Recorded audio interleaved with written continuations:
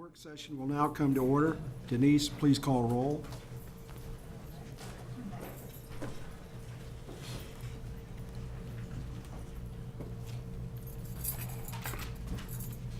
Lisa Fricke, Here. Patsy Kojans, Here. Deborah Neary, Here. Robin Stevens, Here. Rachel Wise, Here. John Witzel, Here. Patricia Tim, Yes. Maureen Nichols, Yes. Commissioner Bloomstead. Present. All Th- present. Thank you, Denise. Information regarding the Open Meetings Act is posted on the east wall of this room on the south side of the door. Live web streaming will be available through the State Board of Education website. Board members, please engage your microphones before speaking and turn them off when you are done speaking. And please turn off your cell phones at this time. Regards to Commissioner's report, consent agenda process, Commissioner. Yeah, so just as a reminder, you have a form to fill out if there's any items on the consent agenda for tomorrow that you would like removed for separate discussion. If you fill out that pink form and put it in front of Scott Summers over there for our records, we can address that one. Also, if there happen to be anything that you had questions on, let us know and we'll get those addressed for you. As far as the second item there, it's report on rules, and there are rules that are now have advanced past the Attorney General's office and now on to the Governor's office. So Rule 91 and Rule 92. So pupil transportation and safety inspection of buses and transportation vehicles are both there. And I think that's what I have on that particular front. One thing that I want to just kind of highlight, I know there'll be a few different opportunities to kind of give some recognition about with really a lot of heroic efforts around the state on flooding and some of those impacts. I know for different topics we might hear some of that, but I do think we'll take a moment tomorrow to be able to discuss that just a little bit more, and look forward to being able to do that with you at that point in time. Maybe last, just as a quick reminder, I think the standing committee for the Commissioner's Appraisal, I think we're going to choose to move that till report out on that tomorrow as well. So, Thank you. yep. Thank you, Commissioner. Board priorities, policy research, Dr. Four. Yeah, a couple of items to share with you today. First, I know that the members of the Legislative Committee are traveling to Washington next week for the NASB Legislative Conference, as well as the Chair of NASB, Rachel Wise, and I'll be accompanying you in Washington. That meeting happens at the same time as a similar CCSSO meeting, Council of Chief State School Officers, of which the Commissioner is a member and is on the board, and he has deputy commissioners traveling with him as well. I think there's some concurrent sessions that happen there. I'm really pleased with NASB's ability to schedule congressional visits for us, for you, for Tuesday. So far, they have scheduled visits for you with Senator Sass and Senator Fisher. So it's nice to have those commitments with both of those senators. Also, keep on your radar that the NASB conference that's happening in Omaha in October. And as we continue in the planning, be thinking about how we serve as gracious hosts to those who are visiting from around the country, and maybe helping folks know that Nebraska could be for everybody, at least for a few days while they're in town. And if they're not, maybe they can stay in Carter Lake. In addition to those NASB conference updates, you'll notice on the agenda is an item around involving students in state education governance. A number of you were at the NASB conference last October in Denver, and this was a topic I'd say that was common through the conference. And so then this policy update was released by NASB in December of last year. And so perhaps you've seen this before, and if not, it's in Spark for you. You'll see here a number of different states that involve students in state education governance. So the green states, if you can see that color, has a non-voting student board member. And then the blue states, which is fewer, I think, have voting student members. And then the stars are states that have a state student advisory council. And then you notice that Mississippi here with a triangle or delta sign is planning to add a state student member at the time of this publication. I'll note that DC is unique in that it has voting student members on its state board. They function in a lot of ways as a state, but they also have a separate state student advisory council. So I know that many of you have been interested and talked about student governance in different ways over the last few months. Interestingly then, Dr. Freisen was at a meeting with Kirsten Basler, who is the commissioner's counterpart in North Dakota. She is an elected official in North Dakota. You don't see their involvement reflected here. It is a new student state advisory council. I don't know that that's exactly the words that they use, but in conversations at a meeting that Dr. Freisen was at, this notion came up, and so she was able to collect some information from North Dakota. So then that spurred further discussion between the two of us, and then knowing your interest. And so I had reached out to my counterpart in Washington, D.C., who has the State Student Advisory Council, to get more information from them. And then we started digging a little bit further. And so I want to share some more information with you today and read some snippets that we got from those states for you to be thinking about what this could look like in Nebraska. And I want to start by referring to the Constitution, the Nebraska Constitution. And I don't know if I'll say it right, Article 7, Section 3, and Brian will correct me when I say it wrong there. But what it says is that the state board shall be composed of 8 members who shall be elected from 8 districts of substantially equal populations provided by the legislature, right? So to think about having a student member, you have to think about how the board is set up constitutionally already. And as we've investigated the state, a state student advisory group, we see a lot of opportunity there. And so as I was looking at these states that have a student advisory council, what stood out to me were Utah and Alabama for this reason. There's only about 5 states that have a similar structure to Nebraska in terms of their state board of education and their agency or their state school officer. And so 2 of those states are Utah and Alabama. And so our staff reached out to those states as well as Oklahoma, Illinois, and Georgia, and Connecticut to get more information about those student advisory councils. So I want to share with you today some information from North Dakota, because that was a rich conversation. Dr. Freisen might also have some additional pieces to add, as she's the one who spoke with Kirsten Basler in North Dakota. Share a little bit about DC, and then Alabama and Utah as well, because I really see those in governance as peer states, very similar. So from North Dakota, and we've received agendas, applications from them, lots of information that you can review as it becomes of interest to you. I think it's called, they're a superintendent student cabinet in North Dakota, and that group meets every 3 months, and the meetings are from 9 to 4. So day-long meetings once every 3 months. They're open to the public. Interested students submit an application, and those applications are scored by peer reviewers, and students are selected based on scores, age, region, etc. The term for the student cabinet is 18 months. Now, that doesn't do justice to what they do, but you start to get an idea of what's going on in North Dakota. In Washington, D.C., they have that student advisory committee, and the primary role of that group is to review the policies that are being considered by the State Board of Education from a student perspective, and ensure that the student representatives have that in mind when they're part of full board discussions. The Student Advisory Committee is co-chaired by the student representatives. They set their own agendas for the monthly meetings. There's generally an update by the student representatives of the work of the State Board, a presentation, and then work on a topic of interest to the committee. Each year, the Student Committee produces a report with recommendations for the State Board. The report topics are completed.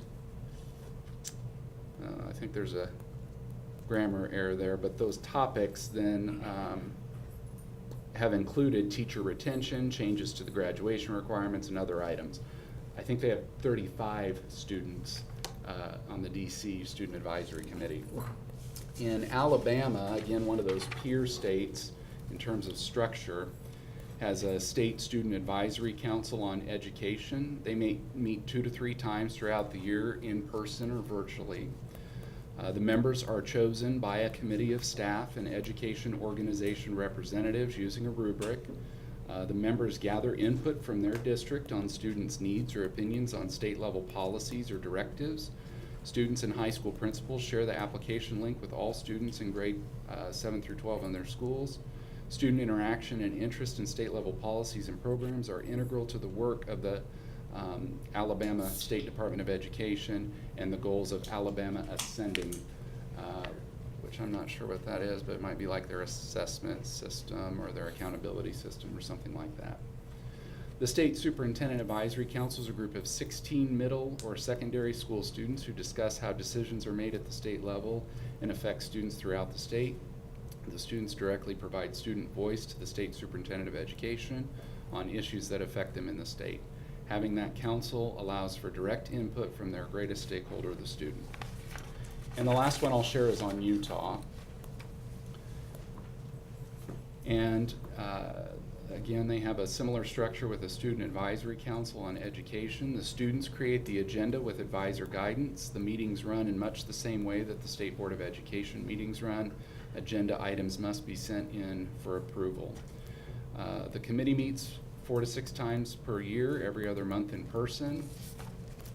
And they also, it says on a Slack channel, and then it says online chat forum outside of the face-to-face meetings.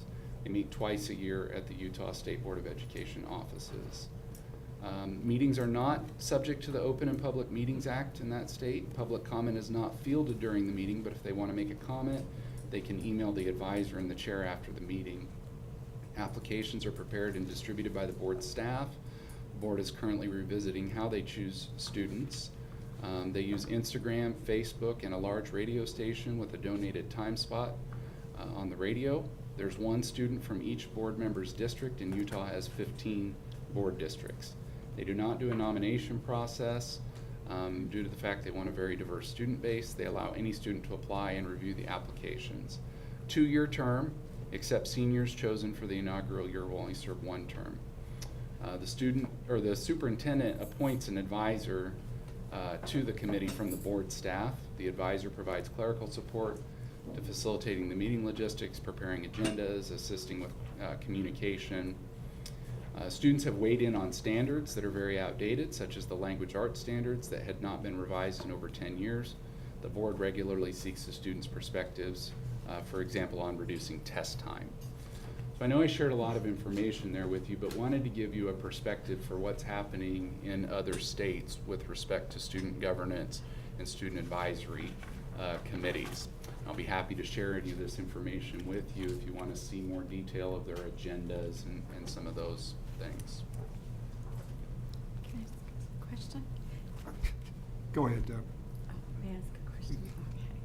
Okay. That's great. And I love the idea of youth voice, definitely on the board. I, just a couple months ago, was invited, a large philanthropic foundation brought a bunch of education people together from different states, and so I got to get to know very well the student California representative, and she was appointed by the governor, and it's a 1-year term, but I was impressed that in California there must be a lot of school districts that have that youth voice as a board member, and so she had previous experience on a local school board and then worked her way up. And I'm just curious, is that, do we see that in many school districts here in Nebraska? We have some. Do we have some? Okay, I was just curious.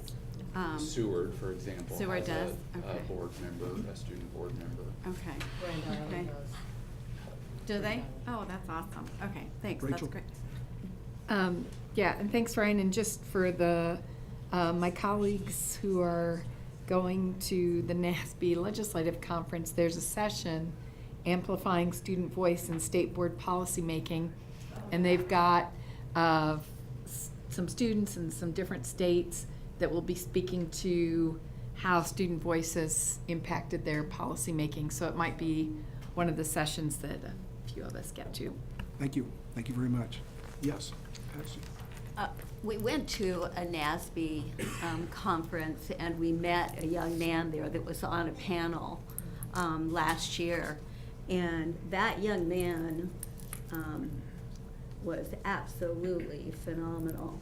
And I can't imagine what he could contribute to a board intellectually, first of all, and secondly, just by his approach to being a voice for his fellow students.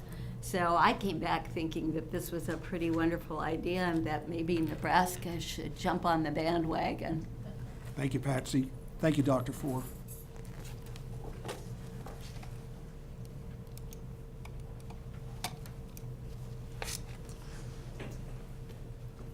We'll move on to standing committee reports. Patricia Tim, please report on the policy committee meeting, please.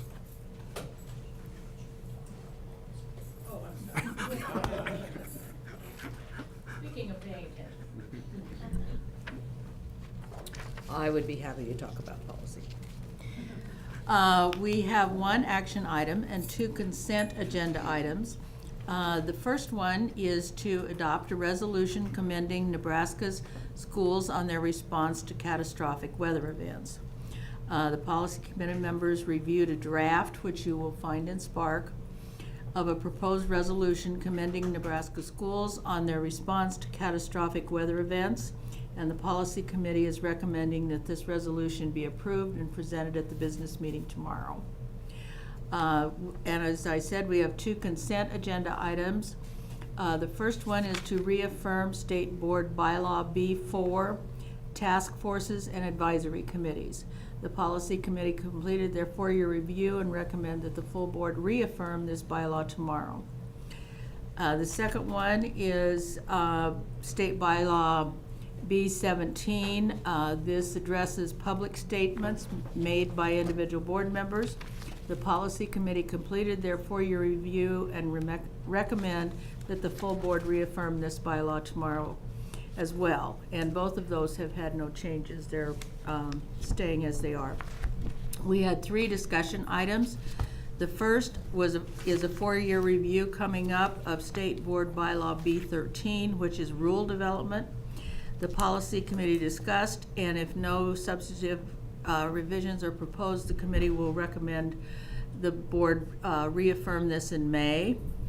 The second is a 4-year review of State Board Policy P2, line and staff relations. The policy committee discussed non-substantive changes to this policy and will recommend that the full board reaffirm in May.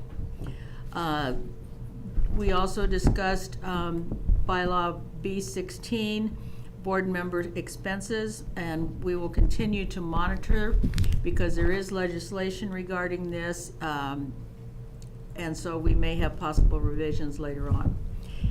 And the policy committee will start a scheduled review on state board position statement S2, accountability for a quality education system, for today and tomorrow, which is AQuESTT, a position statement on school counseling, and a position statement on American Sign Language. So those will continue to be reviewed. Thank you. Thank you very much. Vice President Nichols, please report on the Legislative Committee meeting, please. Yes, thank you.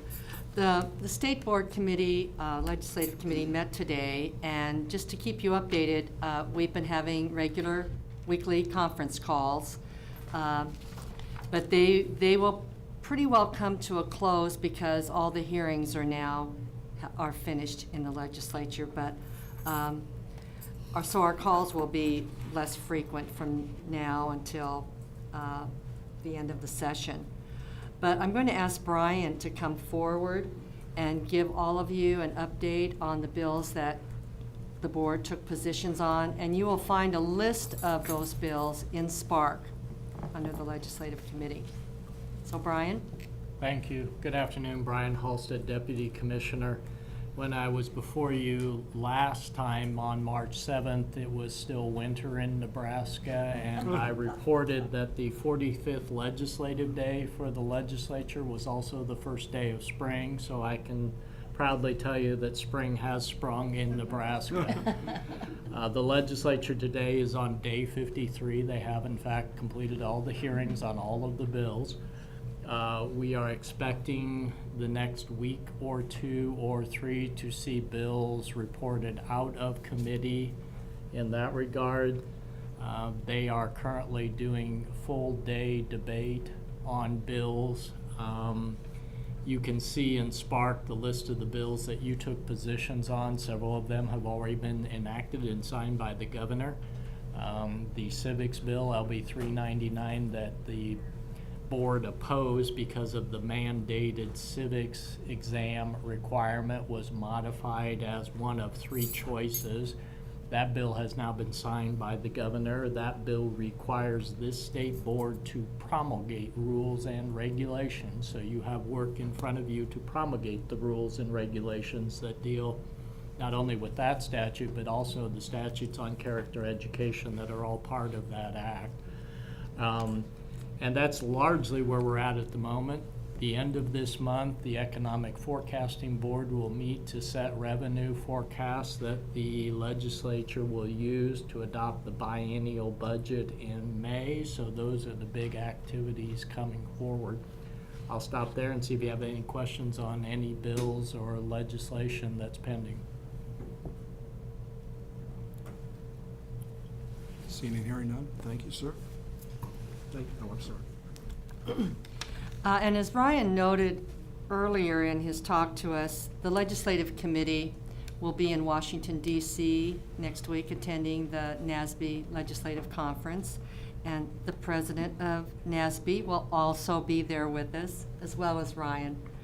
But the committee, we reviewed talking points that we're going to be using when we go up to the Hill to speak with Senator Sass and Senator Fisher. And they'll be on the reauthorization of the Higher Education Act, and also talking points on the IDEA funding by Congress, which we know keeps going down every year. And finally, the committee discussed activities and the work of the committee for this next year to be getting on the calendar. To establish the 2020 legislative priorities, which many of the ones that we currently have for 2019 will be carried over, but we'll be working on seeing if we need to be adding anything to those. And we're going to work on establishing dates for stakeholder engagement between now and the end of September. And we hope to be able to report back to you what our decisions and findings are going to be to do for this calendar year at the May meeting, ahead of schedule of what we did last year. That concludes my report unless someone has some questions. Rachel. Quick question, and I don't know if you talked about it, and Mark may have to answer. Do you know, were some of the proposed budgetary cuts impacting vocational rehabilitation in some of the areas of potential Good question. budgetary cuts? So at the federal level, there was actually an increase in funds that was Oh, good. provided. The issue is with sequestration, there will be an additional cut, so it's really it's a hold the level budget, so. Okay, okay, thanks. Any other questions? Okay, seeing none. President Witzel? Thank you, Maureen. Thank you very much, ma'am. Patricia Tim, please report on the Commissioners' Appraisal Committee meeting. We're going to reschedule that for tomorrow. Rescheduled tomorrow. Yes, ma'am, for sure. Lisa Fricke, please report on the AQuESTT Teaching and Learning Domain Committee meeting, please. Thank you, President Witzel. Today we had 3 discussion items. 3.4.A was a discussion item about the presentation of the first draft of the social studies standards. And the standards are in Spark, As a reminder, the social studies standards will not be approved until this fall. Today's presentation will provide information about proposed draft and for plans moving forward. So we've asked Corey and Harris to come forward and do a short presentation that informs us about what's going on with the standards and what will be coming next. So thank you, gentlemen. Absolutely. Take it away. Good afternoon. I'm Corey Epler, Academic Officer and Administrator for the Office of Teaching, Learning, and Assessment. And I'm Harris Payne. I'm the Social Studies Specialist for the Nebraska Department of Education. And as former teachers, we know that we'll pass these out at the end of our presentation. So you're not looking at those handouts as we're talking. But we do have draft one of the social studies standards in hard copy for you today. They are also in Spark, as Lisa mentioned. Our goal today is to just provide a little bit of context about the current draft that you see, talk a little bit about the work moving forward. It is important to note, and thank you, Lisa, for mentioning that there is no upcoming vote on these for several months.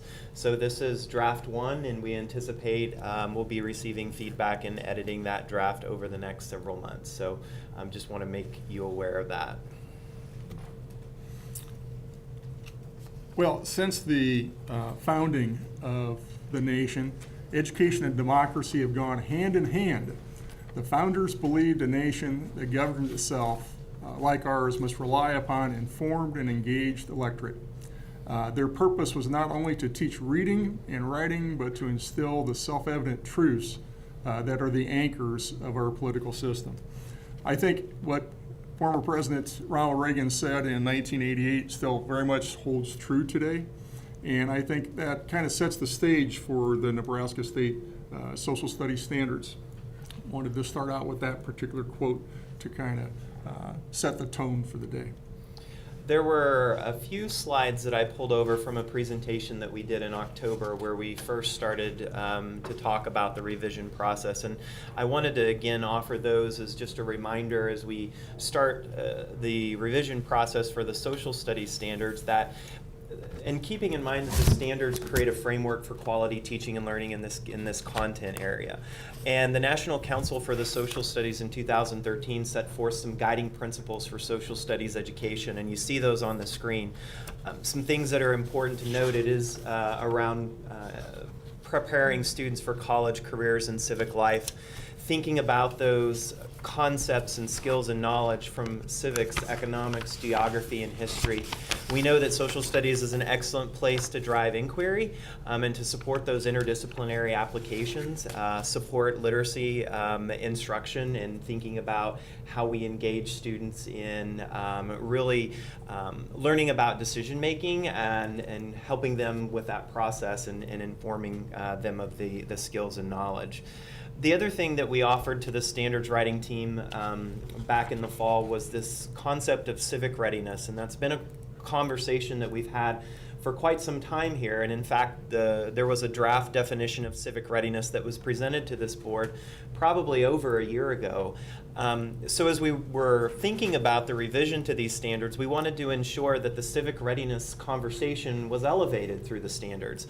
And so we asked the writers and demanded from them that the social studies standards would require students to learn fundamental knowledge and skills in civics, economics, geography, and history. We know that civics has gotten a lot of attention lately, and Brian alluded to some of the things happening in our state, but I want to emphasize that civics is one part of social studies education. So as we think about the holistic nature of social studies, thinking about those 4 different disciplines. We also know that the standards must encourage students to participate as informed, thoughtful, and engaged citizens. And as Dr. Ford was up here describing student voice in a state governing body, I couldn't help but think about that everything that we want students to do in that setting are embodied in the standards that you see before you today.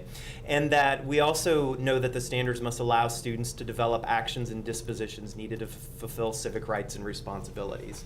So again, thinking about the foundation for quality social studies education, but also thinking about the imperative around civic readiness.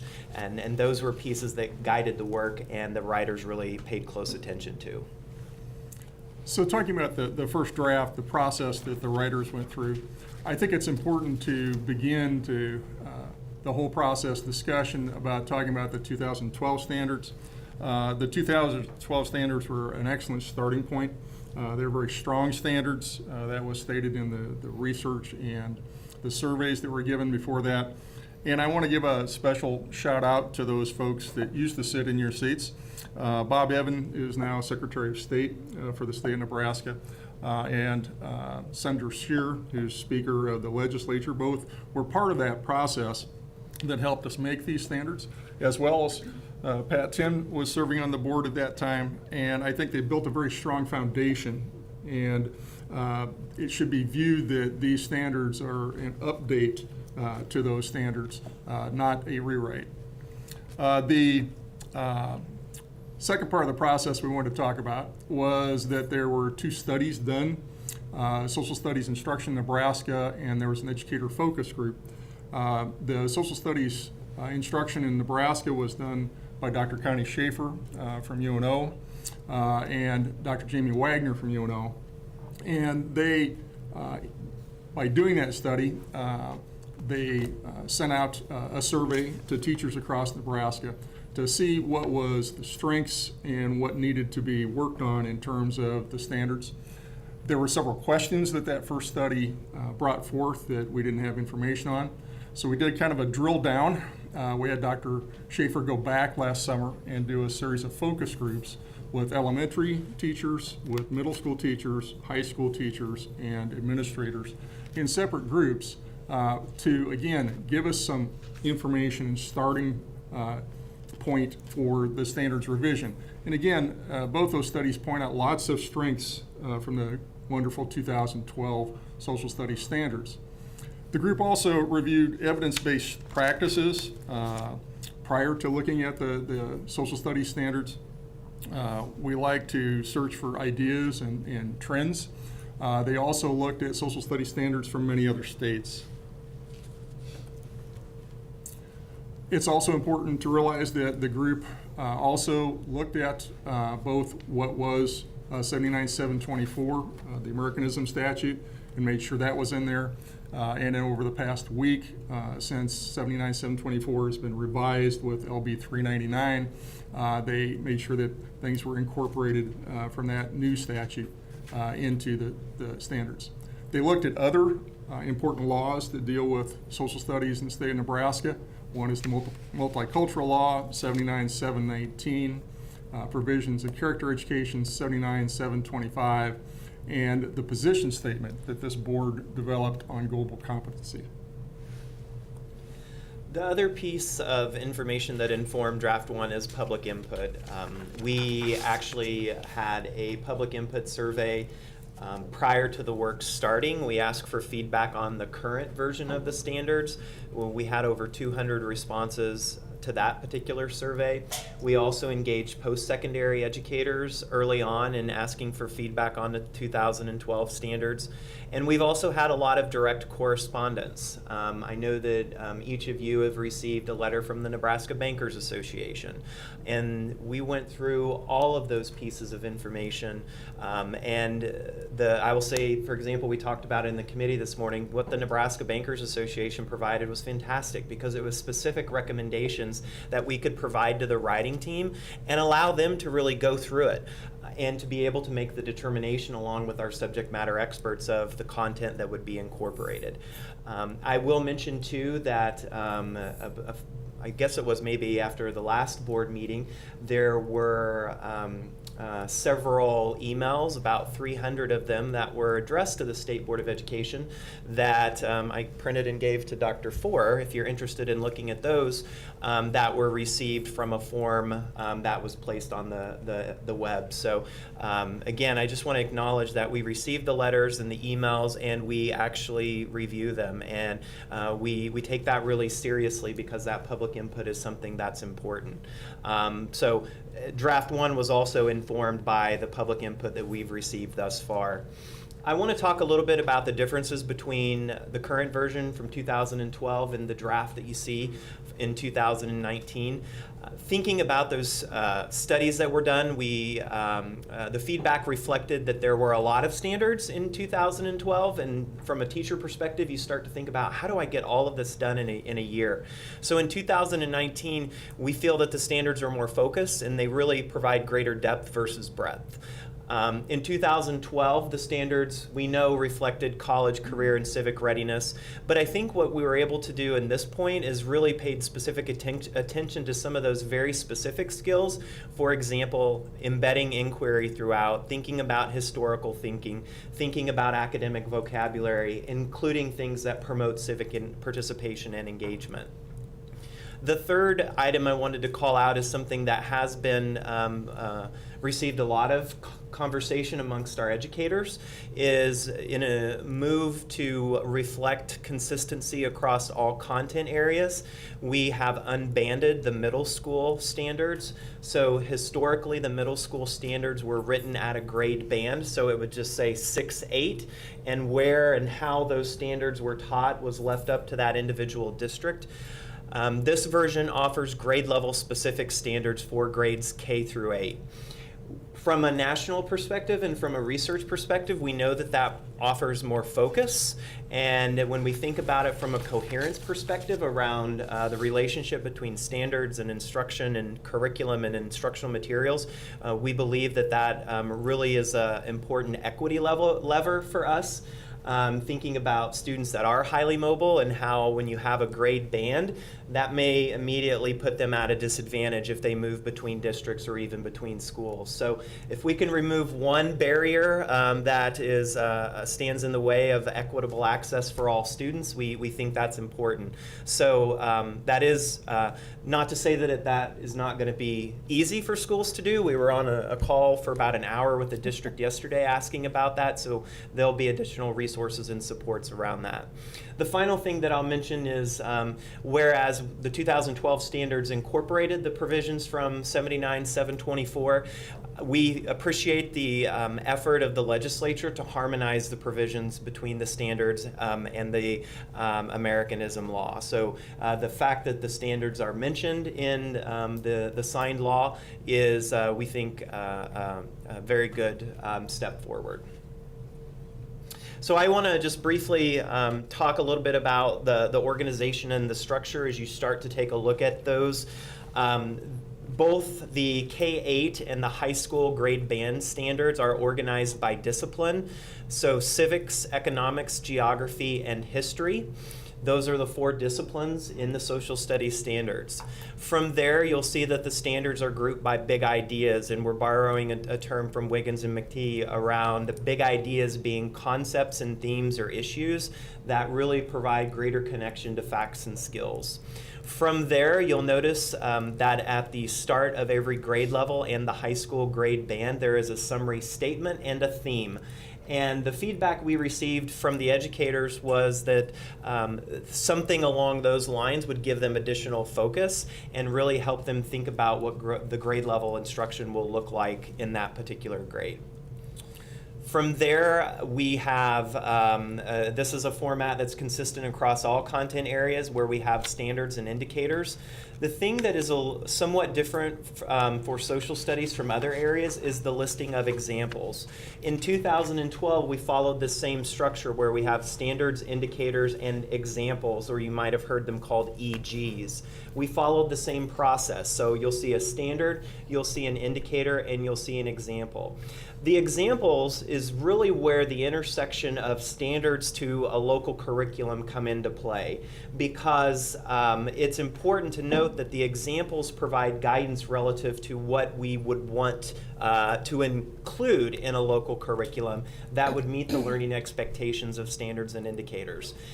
I also think it's important to note that the example list is non-exhaustive, because you could have many different things that could be included, but this was an attempt to provide guidance relative to topics that should be included in order to meet those standards and indicators. The numbering structure, again, I just offer that because we do have a consistent numbering system across all standards. Content area is SS, and then you'll see the grade level. So if you see SS3, that means it's third grade, and then the discipline standard and indicator. And I'm going to let Harris walk through an example. I think that may kind of clarify some of those pieces. Well, thank you, Corey. The example I would talk about is fourth grade. Fourth grade in the state of Nebraska is traditionally Nebraska studies. So here's an example of how the standards are organized. In fourth grade, one of the strands, again, is civics. One of the disciplines is civics. The big idea in that particular discipline, one of them is civic participation. And again, those big ideas are carried K-12 so that there's a scope and sequence of progressions and development with kids.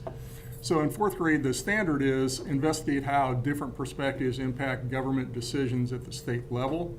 That's the standard, and then you do indicators to prove that you've done the standard. So the indicator is identify and model rights and responsibilities of citizens at the state level, since again the focus in fourth grade is around state social studies.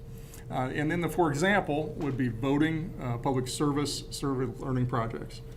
Those are the types of options of curriculum that individual school districts could do in order to satisfy the indicator, which satisfies the standard, which supports the big idea, which kids learn across the grades of K-12.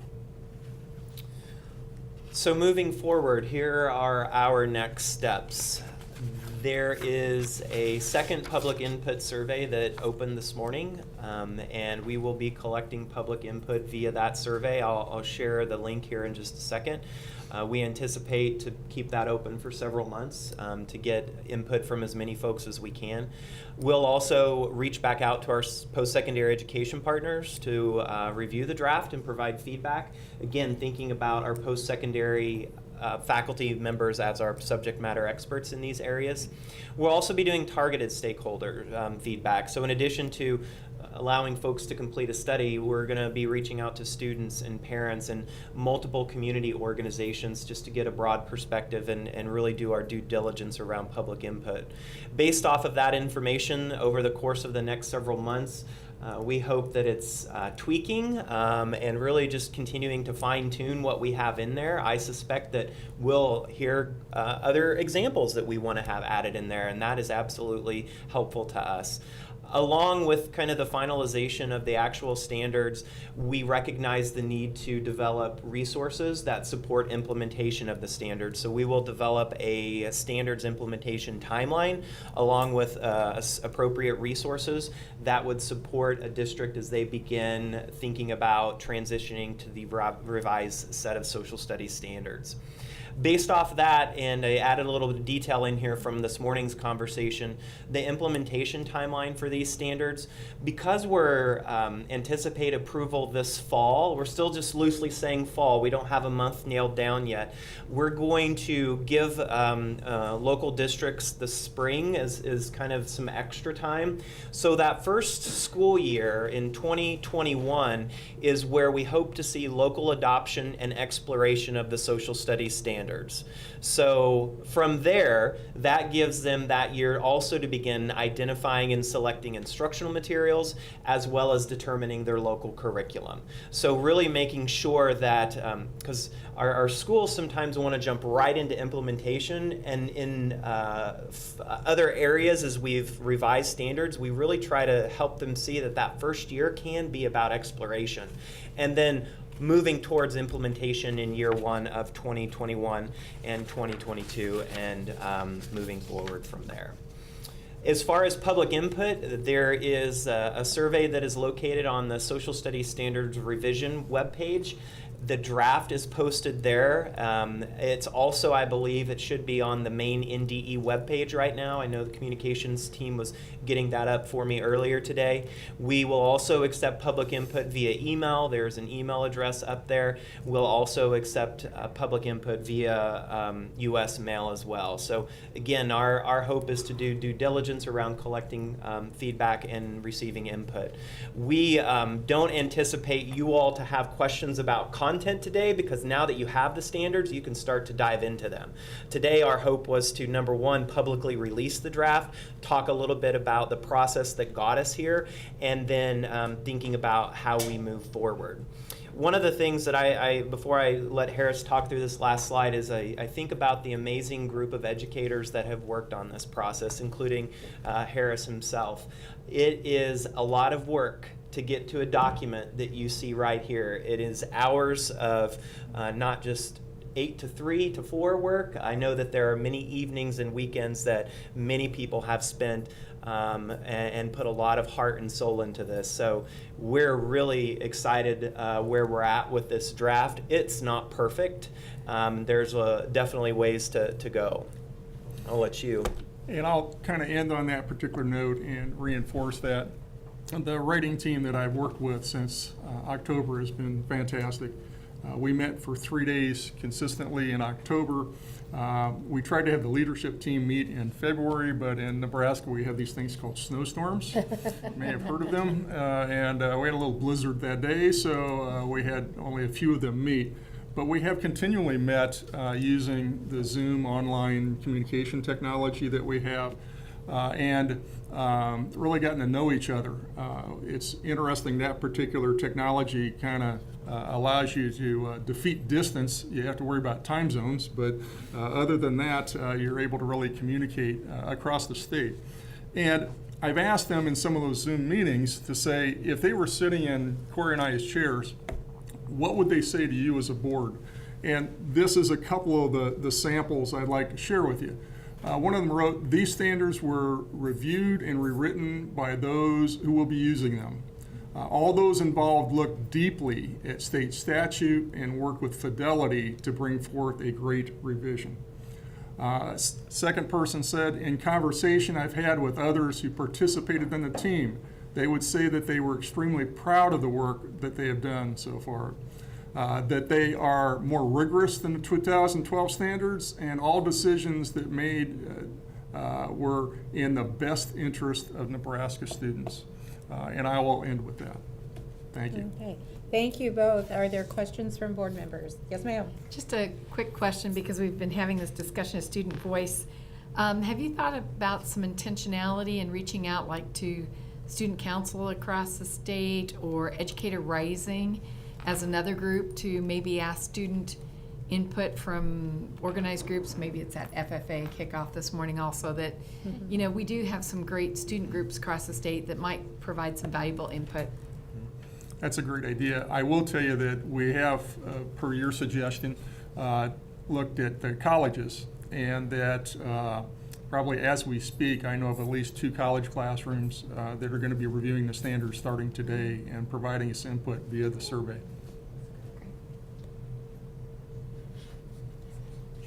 Oh, sorry. I was thinking about what was said, sorry. Many thanks to this preliminary, and I think we need to emphasize that we've got work ahead of us, but thanks to the committee and the work. The thanks goes and, to the. Yeah, and obviously Harris and Corey.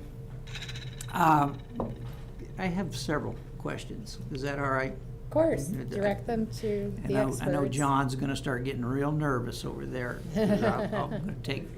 Yeah. He has a timer going. I find that hard to believe. Turn that hourglass over for me, Maureen, that I know he has back there, please. Again, just thank you. I've been in this chair not for very long. This is my fourth month. So, but I think every time, every meeting that we've had here, there have been people presenting on areas of usually the social sciences. And I think every time I've been here, we've had those people. So obviously this is of great interest. This standard is of great interest, and it's not only of great interest to the people sitting around here and the people who come to visit with us about them, but it's also great interest of our unicameral. And So I guess my first question is, I just believe strongly in the 2012 standards. I've read through them. Believe it or not, I actually even used to be a social studies teacher. It's pretty scary. But I think the marketing part of this is going to be crucial once we get these finalized. And I don't know how much you've given thought to that, but getting that word out there that, you know what, the standards are talking pretty strong about, we think America is a pretty good place. We think Nebraska is a pretty good place. And these standards reflect that. And sometimes people get the feeling that we're anti-whatever, and we're not. So the marketing area, in my opinion, is crucial, because you're already fighting against an element out there that says these standards are core, Common Core, and the discussion goes on and on. So I just really want you to work hard, and I want you to know that I know I, as a board member, and I'm sure these board members will do everything that we can to help you market that in the best way we can upon your direction. Tell us the difference between standards and curriculum and textbook and workbook selection, and tell us the difference between where our responsibilities as board members start and where the local school district starts. Because there is, in my opinion, a major misconception as to what is the responsibility of the state board. So again, if I could just hear from you, and it doesn't have to be long right now, but talk to us about local control versus the responsibility of the state school board. I'm bummed that I didn't get that slide in there. My computer actually crashed between meetings. That's my claim. So we have communication materials that describe the difference between standards and curriculum. As I often talk to folks about what standards are, is they reflect the what. What do we want kids to know and be able to do in a given period of time? Curriculum reflects the how. So how do they go about teaching the content that's outlined in the standards? Over the last year and a half, we've really tried to clarify the difference between curriculum and instructional materials, because instructional materials may include a textbook, it may include a workbook, it may include a digital resource. A district would be able to utilize those materials as part of a locally determined curriculum. That includes a scope and sequence, that includes assessment items. But I said it last month and say it again, standards are not curriculum. A textbook is not a curriculum. Our hope, and I think we'll think more about this in the Teaching and Learning Committee, is I'd love to have an educator come in and talk about how they take the state standards and actually use them to guide instruction. Standards are what, curriculum is how. And in terms of this board's responsibility, the board approves standards and indicators. This document right here, I often call this document the policy document that you all approve. From there, it's we provide resources that would help a local district take this policy document and utilize it within a locally determined curriculum using instructional materials that they have acquired, purchased, or that are freely available. Okay. To summarize then, textbook selection is the job of the local board. Curriculum, yes. And curriculum, yes. Okay, thank you. And workbooks and all the things that make up. Yep, yes. That the standards is our responsibility to approve those standards. Yes. Okay, thank you. I just Any really other appreciate that. questions, Deb? Thank you. Great presentation. You mentioned stakeholder feedback. Is that something that we might be able to sit in and listen to? So I mean, right- not the written surveys, but the verbal. Yeah, absolutely. I think we're still trying to sort out multiple avenues of stakeholder feedback. In the past, there have been forums. We're trying to weigh the cost of the forums versus actually the number of sites and people that participate. I'll tell you, when we did science standards via the survey, we had over 700 responses. Which was basically double of ELA and mathematics put together. So I think we're in a good spot to kind of figure this out, but we'll certainly keep you involved. And if you think of organizations that you want us to reach out to specifically, please let us know. I know the Nebraska Indian Education Association is one that we've had conversations with around wanting to take a look at that, the standards, and provide feedback also. Yes, Rachel. I just want to pick up on a comment that Robin made and what you shared earlier today in committee, and that's around Legislative Bill 399, and you mentioned that you had incorporated that in. And what's really interesting in that bill, when you talk about curriculum, this conversation will go forward between the state and local districts in more detail because of the expectation that's in 399.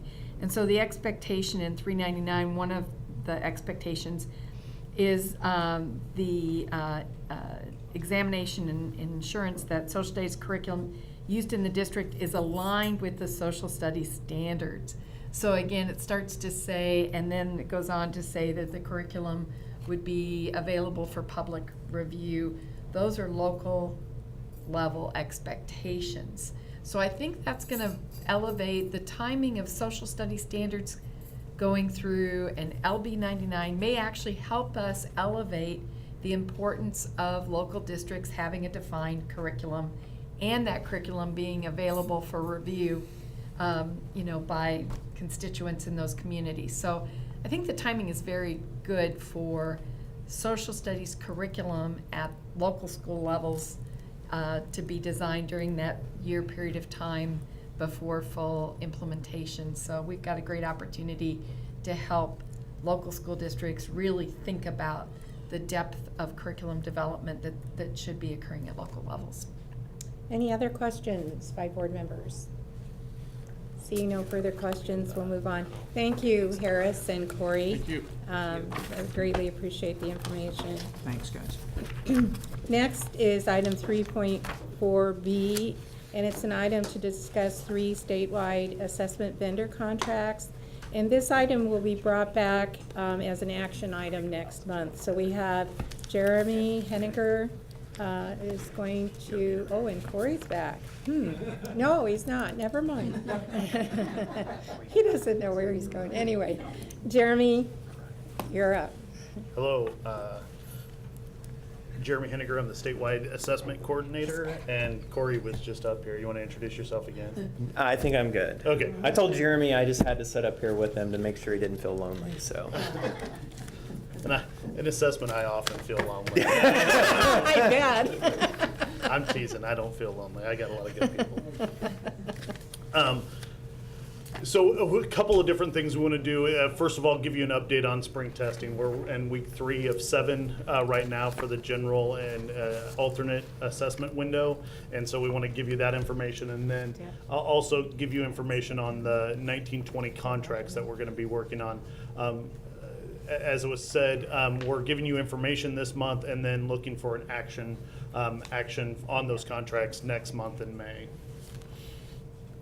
So first of all, the testing update. This information was as of yesterday. We collected it. For NSCAS ACT, the main testing day was April 2nd, so that was on Tuesday this week. We've had a very big week. The majority of the students in the state that will be taking that, typically third year cohort students, are 11th graders typically, about 23,000 of them or so. Most of those students tested that day. We had very little information as far as anything going wrong. Everything seemed to run smoothly. We have some students that will be taking that online and doing makeup as we move forward, so that not everybody's done yet, but the vast majority of the students are done with that test now. For the NSCAS General, that test is mostly, so I guess I should go back. Most of our students take the ACT paper pencil. There's some that take it online. That's a district decision on whether they take it online or paper pencil. NSCAS General, the vast majority of our students take that online. Only about 205 students took that paper pencil last year. We're in the middle of, like I said, technically it's a 7-week window, 6 weeks of regular schedule and then 1 week of makeup. This is week 3 right now. The next 2 weeks we'll see a lot of testing. There's over 300,000 tests that are given, so it's not students that are tested, but tests. So in 3rd through 8th grade, they have 2 tests to take, and then an additional one in 5th and 8th for science. As of end of the day yesterday, about 72,000 of those tests were completed, so about 25% of the tests were already done. And then for NSCAS alternate, that's the students that are significantly cognitively disabled, about 1% of our students. And that's a mix of online and paper pencil, depending on the needs of the student. They have the same window as the students on the general test, but it's about 4,500 tests. Once again, 2 tests at most grade levels, 3 at 5th and 8th grade, and 11th grade in this case, because some students that don't take ACT would take the alternate. And as of right now, we know that about 57% of those tests are completed at this point in time that we can see. Wanted to also give some information about the flooding, the impact of flooding around the state with testing. Not that floods would ever be a good thing to have, but the timing was really pretty tough on the state in general, just with the timing as far as testing goes. Overall, that was the weekend really before testing started. It was some of our larger districts that were significantly impacted were on spring break the next week, which meant they didn't lose out on school time. They were taking care of families and doing the things that they needed to do. And so they weren't planning on testing anyway. But there was other districts that did have impacts on the amount of time that they were in school and those types of things. So one of the things that we asked districts is if they had, what kind of impacts they had. So just to kind of report back to us, we did that at the department level. So districts that said they were moderately or severely impacted, we offered a 2-week extension to the window, to the testing window, to try to make things easier on them. And so, but for the most part, the districts didn't say they needed it. They had enough time in the window already. The schedule wasn't impacted. So for ACT, the main test date was April 2nd. The makeup day was the 24th. We had 2 districts select to use the 24th as their primary date, and then they'll use May 7th as an emergency date, makeup date. So we only had 2 districts that took that option. And then for the NSCAS General and alternate, we had 5 districts that selected to take advantage of that 2-week extension of the window. So in the normal 7 weeks and then an additional 2 weeks. Most of those districts were planning on being done within the regular window, but they said they might have stragglers. We know that one of the big impacts of the flooding is going to be displaced families, families that maybe have to move because there's no place to live, or in other situations, other housing situations, and so giving some extra time to get the testing done is important. Say anything else about that? Okay. So 1920 contracts. So we'll be going into effect July 1st if everything goes forward. Give you some information about that. So ACT is in the final, will be the final year of a 4-year request for proposal process. Next year we'll have to put that back out for request for proposal for the following year. So this will be the final contract year for that. NSCAS General and alternate with NWA and DRC respectively. This will be the 3rd year of a 5-year process for those contracts. So this is you have some additional detail in front of you with or in Spark, either place, with document A. But we kind of broke the ACT cost down last year's versus this year. You'll notice a slight increase in some of the costs there. Some of our estimation as far as some of the other line items were a little bit better, so the overall is really about the same. If you notice the two bottom numbers. For ACT, also notice that we are only billed for actual use, so we get billed for every student that takes that test or every student that uses the pre-ACT or ACT online prep, as opposed to just a blanket number. Also notice that ACT online prep and pre-ACT, we started this last year. Districts have the choice whether to offer their students or to use either one of those products. So they can use either the online prep or the pre-ACT. It's their choice. They'll let us know ahead of time, and then they'll select one of those to use. The estimate is about a 60-40 split, 60% being on the pre-ACT. Those numbers might change a little bit more as we go forward. A couple other things that I'll point out, ACT Online Prep is a pretty good product, but ACT also makes available ACT Academy, which has some alignment pieces to EdReady and some other resources as well that are in there. And that's free to all of these students that take this test. So there's that resource that's available as well. Also part of that contract is an ACT Nebraska coordinator. We have an ACT employee that works in our office and is really a great asset, Iris Owens, because she makes connections with the districts. They know who to call, and she's really a first step instead of having to go to big ACT where they might be in line for a lot of other states. She knows exactly what's going on with Nebraska and can answer those questions right away. So that's our information for ACT. NSCAS alternate, a little bit simpler a contract, but I have one complication to this whole thing. So let me first explain a science waiver. Okay, so in 2017, the state board approved our new science standards.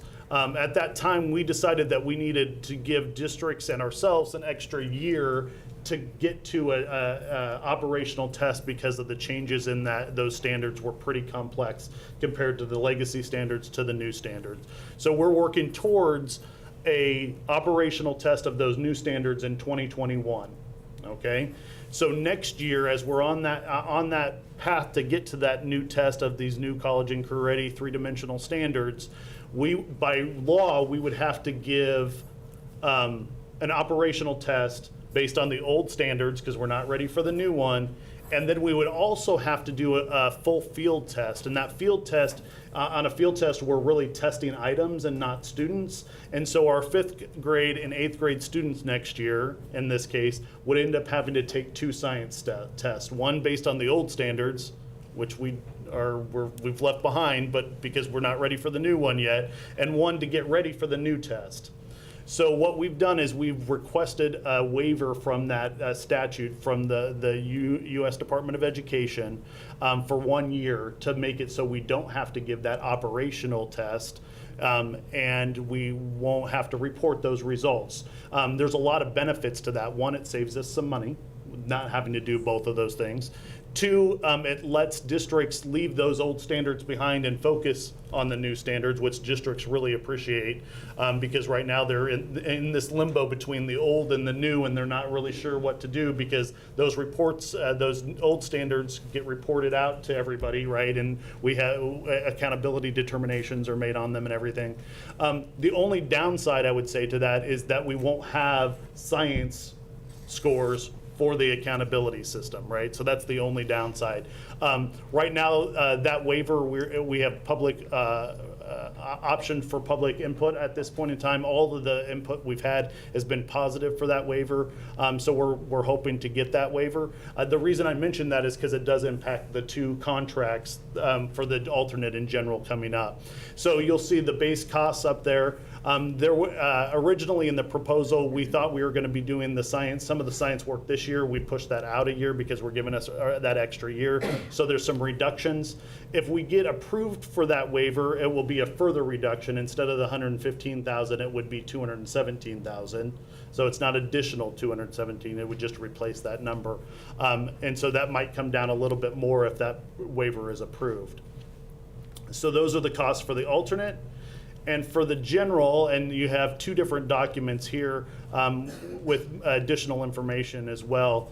Overall, the contracts are more or less the same. You'll notice 2018-19 is about $1 million less than this coming year.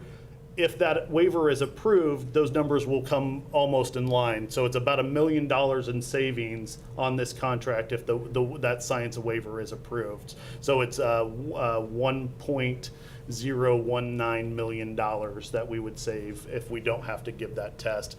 And then those two numbers would be essentially the same from last year to this year.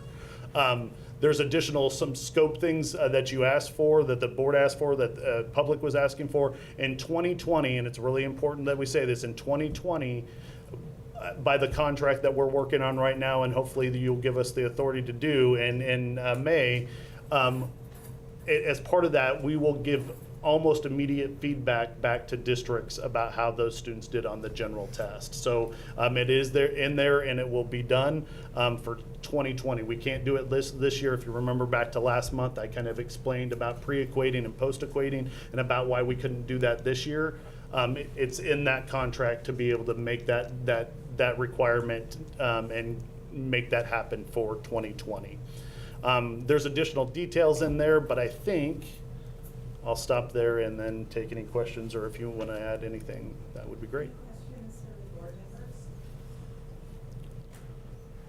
Could I please just ask again about that science? I'm sorry. Could I ask again how that science waiver works? Sure. Am I seeing? Just go ahead and explain it. I'm sorry. Yeah, no, that's fine. It's a lot of money, and so I just wanted to know. Yeah, so the how science it works. waiver, so we're requesting from the federal government to exempt us from the requirement that we test and report science for 1 year, because otherwise we're gonna test the old science standards instead of the new science standards, and we're trying to prep for those new science standards to be operational in 2021. So basically, it would be so we only give one science test that's not reported in 2020, as opposed to one that's reported and one that's being used for the next year. So there's an overlap. Yeah. There's an overlap relative to the testing. If we don't get the waiver, we'll be required to assess on the legacy standards while we're also field testing for the assessment on the new standards. So we're requesting to not have to test on the legacy standards to take away that overlap. It's about the transition from the old to the new. And you see that as a $1 million reduction? It is $1 million reduction if that waiver's approved. That waiver's approved. Yeah, then we won't have to exercise that $1 million. That'll come out of there right away. Okay, and do you have a timeline for that, or do you know? I don't. So the that's all right. public input is due at the end of next week, and hopefully they'll get back to us soon. But as many things with governments, we don't know exactly what the timeline is going to be, ours included sometimes. Any other questions? It might turn into a question if I keep talking long Okay. enough. So, or if Jeremy needs to correct me, he certainly can. First of all, when we're doing the science testing, so that field test that Jeremy's talking about is still a census test for the whole state. It is, yeah. for those same students. So they're still taking a science assessment. It's really the request for the waiver is about how it's reported and used for federal accountability purposes. It does have impact on us, so I don't want you to take that lightly, but we figured getting the request in, because we don't know how long that'll take on the federal side. If they denied that request, then we're in the dynamic of having to make sure that we're able to accomplish both those things. Otherwise, we've got, and we would hope to know fairly soon, but I really don't know what that time frame will be. So, but I hope in the next month. My goal with when we submitted it was we'd know before the end of the school year, so that districts would know, so that as they're working towards curriculum pieces and preparing for next year, that they could make wise decisions based on that information. Some states didn't apply for this until the school year they wanted to do it. I insisted we do it this school year so that we could try to get out ahead of that and so that the districts would know. So we're trying to be proactive in that approach for that, because it can have a big impact on teachers, but also students as well when they're trying to, what is the expectation? Because it's kind of muddled at this point in time. So thanks. Any other questions? I just had a quick question. There are 2 preparation tests for the ACT, right? So, yeah, so there's two different products, I guess, or the ACT Online Prep is a prep product, so the student can take practice tests and then get feedback about what they might need to work on, but it's really a self-paced piece. For the most part, it's really not a school-based piece. The pre-ACT is a similar type of test to the ACT.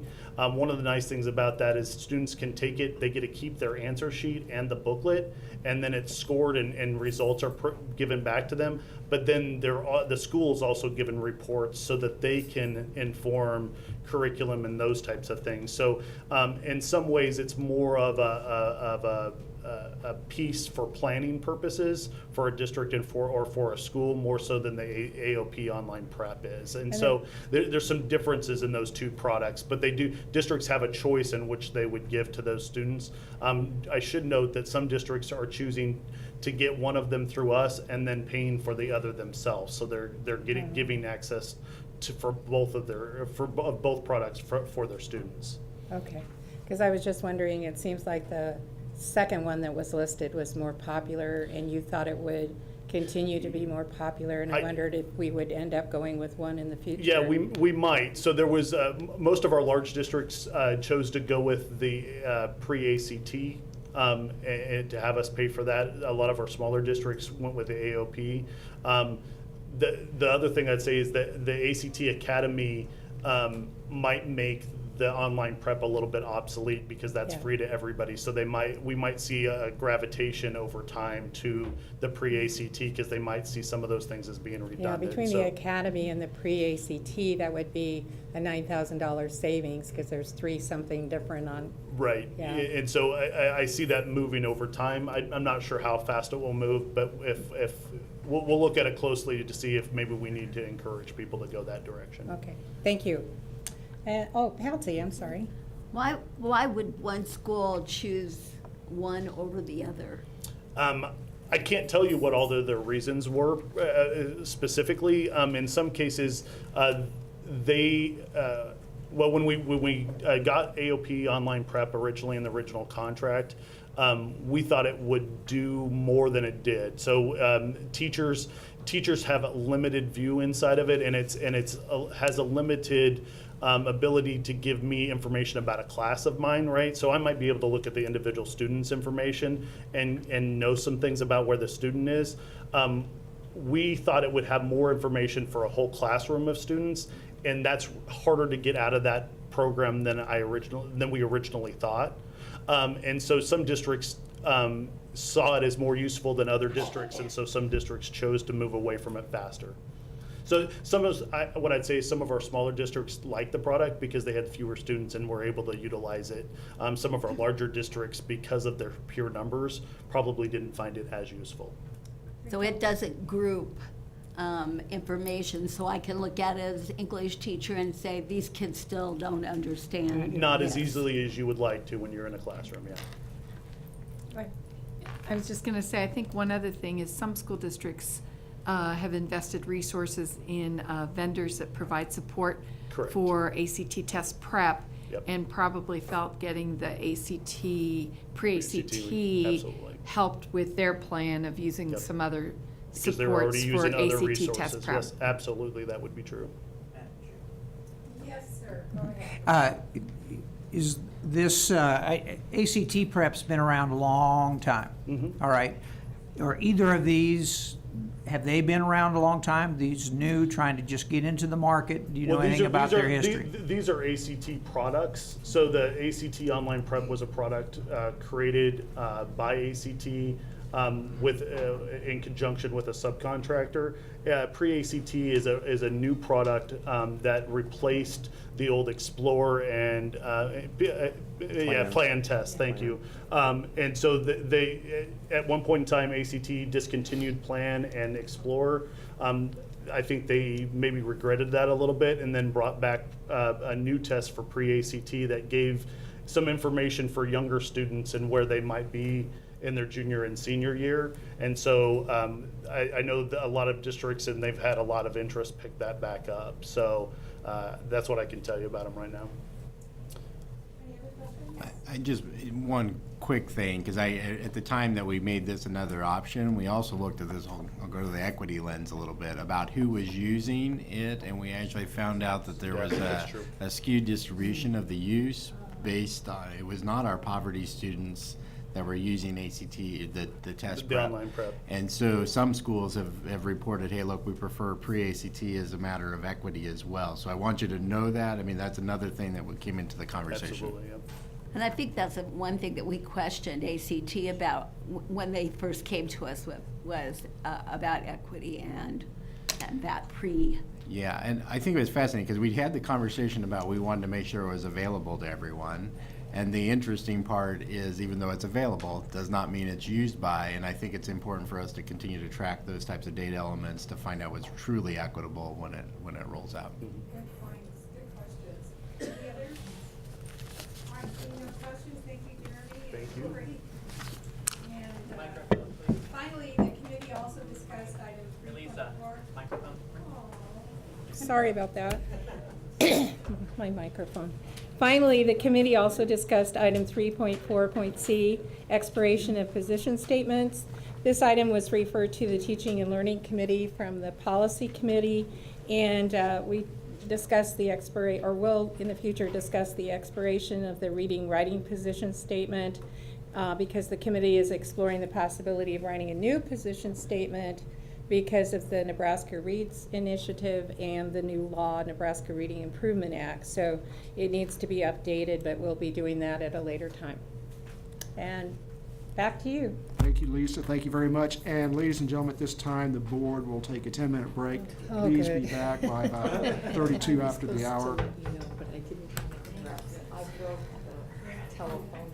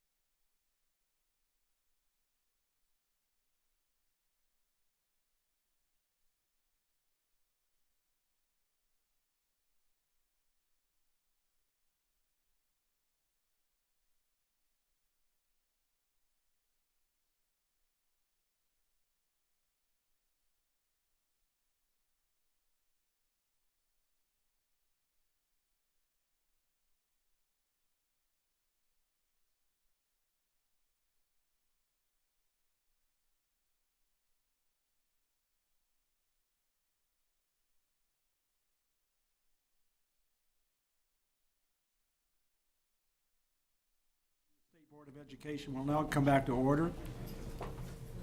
We'll go back to our action items. Patsy Coe Johns, please report on the AQuESTT Student Success and Access Domain Committee meeting. Yes, sir. Thank you, ma'am. And you want me to be speedy too, I heard.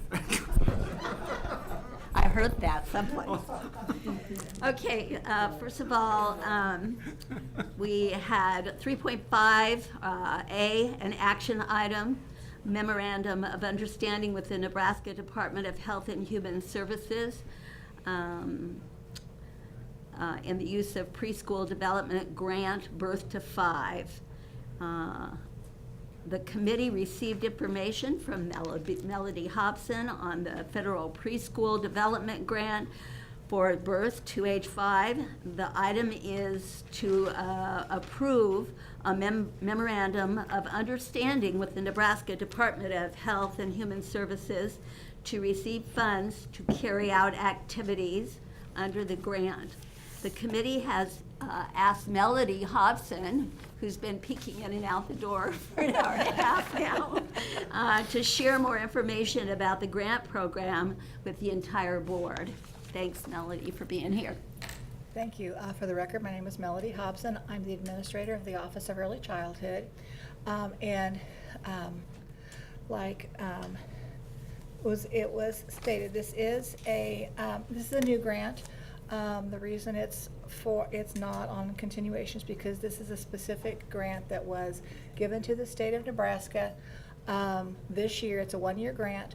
I know I've updated the committee on it as we were working on it. It was created through work of both Health and Human Services, NDE, and then a number of outside partners who are a part of the early childhood community across the state and higher ed. School districts, Head Start, community providers. And during the application process, the governor named Health and Human Services as the lead agency. So the money goes to Health and Human Services, and the majority of the money actually will go to the Nebraska Children and Families Foundation for them to then subgrant out to other entities which are doing a number of the activities.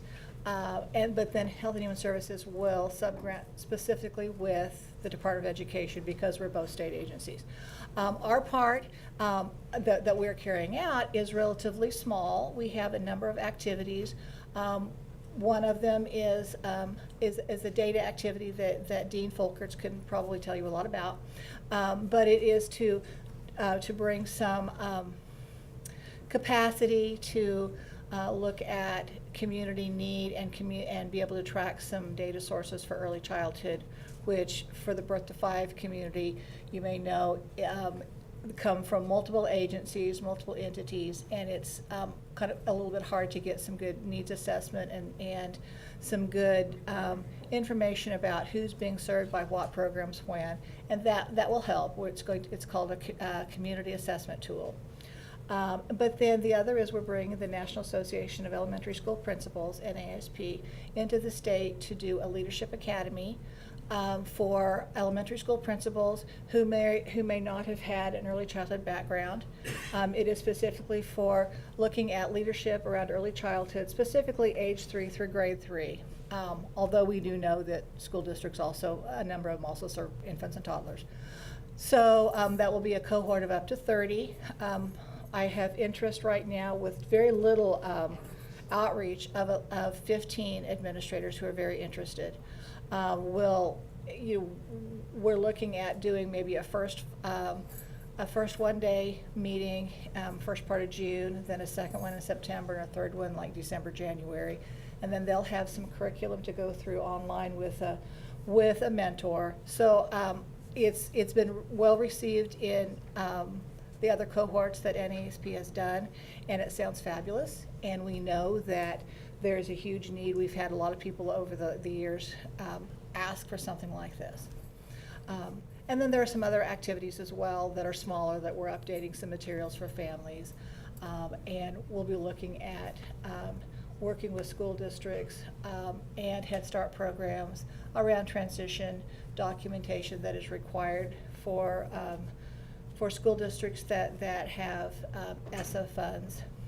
but also within the whole context of the grant. The majority of this preschool development grant is really the reason that NDE does not have it.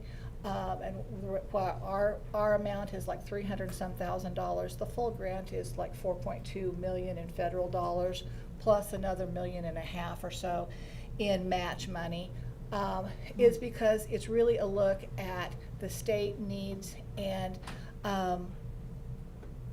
within the whole writing of the application, we were very, very lucky to have people at higher ed. Buffett Early Childhood Institute had put in a proposal that they're working with the Bureau of Sociological Research to do multi-level needs assessment. They're working with, they're going to be sending out surveys to, I think it's 70,000 families. And also a number of early childhood providers, as well as a smaller number of like statewide stakeholders, to look at what their needs are for early childhood. Not just childcare and not just preschool, but when we're looking at are people receiving the health care services they need, or the immunization services, or the behavioral health. So it's really a broad-based needs assessment. So majority of this whole opportunity is looking at where do we go from here, what is out there, what are the needs that we have, and then building a strategic plan. And so NDE is very, very involved, along with HHS and a number of other stakeholders, in building that strategic plan. We do anticipate that sometime in the fall, the federal government will have a continuation grant, more of an implementation grant, that will be for at least a year. So the strategic plan and the needs assessment will put us in probably a very good position to apply for those funds later. That's kind of it in a nutshell. I'd be happy to answer any questions if anybody Patsy? has any. Patsy? Any questions? for Yes. Melody? Oh, yeah. Go ahead. I realize you mentioned that the Buffett Foundation is going to apply for some of this as well. But when we have a commission meeting on Wednesday of next week, mention some of these things again, because probably not everybody on the commission knows that this is going on, particularly the part about the principals getting professional development, please. Yeah. That's a good reminder. Okay, thank you. Melody, thank you for being here, and thank you for collaborating so well with another group. So collaboration is a lost art, so it's good to see it happening. It's always interesting. Yeah. Okay, the committee recommends approval of this agenda item. 3.5B, action item to approve non-public schools to operate for the 2019-2020 school year. The committee received information from staff on the review of Nebraska's non-public schools to operate for the coming school year under the provision of Rule 14. Staff presented that the school board are in compliance with Rule 14. The committee recommends approval of the non-public schools on the list attached in the Spark meeting software. I think, there he is. Don is here to give us a little bit of information and to answer any questions that you might have. Yeah, my name is Don Loska. I'm the Section Director of Accreditation in the Office of Accountability, Accreditation, and Program Approval. And as Patsy had mentioned, we're bringing forward our non-public schools for their annual accreditation based upon the requirements met in Rule 14. And you do have the list of 104 schools that are listed that are all non-public. It is a requirement that non-public schools either be approved, which is different than being accredited, approved under Rule 14, or they have the option to be accredited under Rule 10. These are the schools that are choosing to be approved. Any questions? Okay. Okay. Okay, great. I'm apparently blind, yeah. I the list. Gee whiz. Okay, we have had a lot of our schools go in for accreditation, so are the numbers are going down, aren't they, with Rule 14? They are. But we are adding, And I know we've had some new schools yes, come on we're board adding too. 1 or 2 every year. Okay. But we have several that do transition from 14 to 10. Okay. And a lot of them, that's their plan. But our requirement is that they have to function as a 14 first before Right. they can apply to be a 10. Now, if there, are the majority of the ones that apply under 14 still elementary schools, or do we still have some K-12 that? We don't really have any new K-12. We've had some high schools, like the Quest Forward Academy in Bellevue is probably the last one okay. that was 9-12. Mhm. But the majority are either K-6 or K-8s, Okay. elementary.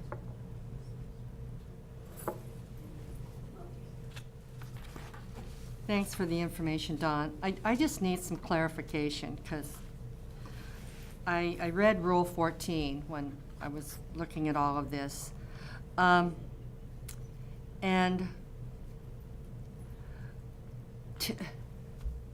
help me understand the difference between an approved school, non-public school, and an accredited one. Tell me the difference.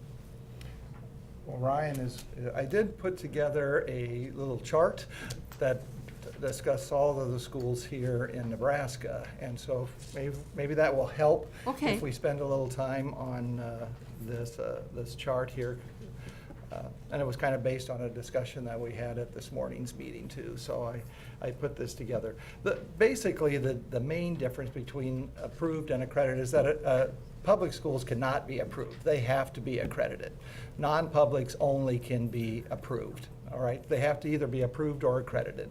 And the other biggest difference too is that accreditation, the standards for accreditation are higher than they are for approved, as far as percentage of teachers teaching out of their endorsed areas, and there's other areas in that also that, the requirements are not as stringent as they are for being accredited. One other question. Sure. It says in your rationale here that accreditation staff members conducted visits to selected schools. Now, when you say selected schools, are those all of the schools on this list, or do you just select a certain number? We select based upon the last time they had been reviewed, because in both 14 and 10, it says that periodic reviews will be held. There's not a number like every year or, so it's periodically. And so we sat down, we'll be doing this in July, and looking at the schools to see when's the last time we had visited one of these schools. We did make it to 7 schools this year. That may not seem to be a lot, but we also went to Rule 14, 10s, 18s. I mean, we've had several, but we did identify 7 schools that had not been reviewed for several years and did do a Rule 14 visit with them. So we do not have a standard process for selection. It's looking at, and it's also based upon if we've had a lot of contact with the school for various reasons, and we just feel like maybe a on-site visit would be helpful for them. Okay, so for those schools that you haven't visited, I mean, is there an annual, They have to is submit there annual paperwork that they have to Right. fill out to send Yes. in? Yes, they have to submit an assurance statement. There's a Rule 14 assurance statement, just like there is a 10 assurance statement. And they I have don't to think do that. that's listed in with the rule, is it? That is what that assurance statement looks like? Well, it's on our website. I mean, Okay. I could show you, but it's basically just taking the rule and putting it in a form where they just check that they are, it's a self-assessment. Self-monitoring Yeah. type thing. And so and we do have schools that will say, this is an issue for us, we're not meeting this, and then they are asking for our help to work with them okay. also. So we do encourage them to be honest, have a true self-evaluation. Right. Thank you. You've Sure. answered all my questions. Yes, Rachel. Sorry, I see you. I know. I was gonna try not to ask questions, and then darn it. Go right ahead. You give me a piece of paper. Don't give me paper, and I won't ask questions. All right. But I noticed Rule 14 and Rule 18 haven't been looked at for a while, if I'm following this correctly. That last time there was any revisions would have been 7/28/12 Correct. for Rule 14 and 12/29/03 for our approved schools, Rule 18. Seems to me I mean, we're really good at having schedules for policy and for some other things. Seems to me that these are two kind of important areas that we should probably be taking a look at these rules. I think, Mo, you brought up some really good points, and maybe reviewing these rules would have value. So I would respectfully request President Witzel to consider putting these on the agenda for review in the near future. Thanks. Any more questions? The committee do we still have more questions? There's no more paper. I've got some over here for you if you want some. Okay. All right, the committee recommends approval of the non-public schools as on the presented list. 3.5C discussion item, the support for the improvement CSI plan application process. The committee received more information from Diane Steamer, who's here, on the support for improvement plan and application process under the provisions of the Every Student Success Act, ESSA, the identification of comprehensive support and improvement schools in new process under ESSA. Diane shared the timeline and the process in line with the state's ESSA's plan. The committee expects a recommendation at the May meeting for awarding of funds to eligible CSI schools. The committee has asked Diane to share more information about the identification of CSI schools.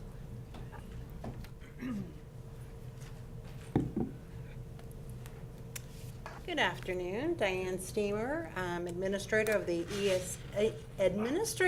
Office of ESEA Federal Programs, ESEA being Elementary and Secondary Education Act, of which ESSA is a reauthorization.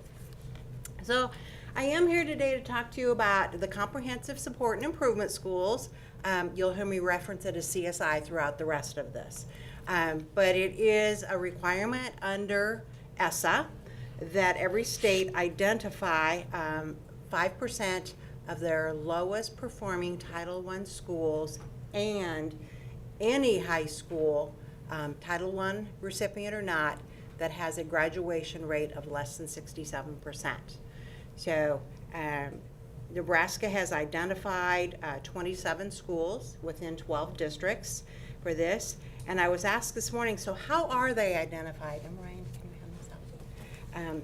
Some of you may be familiar with this, we call it the funnel, which is in our approved ESSA plan. And please don't, Rachel, don't ask questions because it's paper. Lane's the one who can explain this in his sleep, but I don't explain it nearly as well as he does. I understand it, I just don't explain it well. So that funnel is used, and we borrowed that funnel from Minnesota, if you remember, when we put it into our ESSA plan, and it was approved after some back and forth with the feds. That's what we use. And it shows how we start out with all Title I schools and then just keep whittling it down until we get the lowest 5% of Title I schools that are identified for support. Now, we identified those schools in December, and that identification is for a 3-year period. We are only going to identify CSI schools every 3 years. So due to the timing of when schools were identified, when we were able to get the application put together, the first year application is actually going to be a 2-year. It's 18-19 and 19-20. It's open right now. It's due from schools on April 10th. And every school is submitting their own plan. So even though a district has multiple schools, each school has its own plan that they will be submitting, and it will be reviewed. In early February, we held regional workshops across the state. When I say we, it was a collaboration of a lot of teams or a lot of folks across teams in the department, headed by Shirley Vargas and Lane Carr.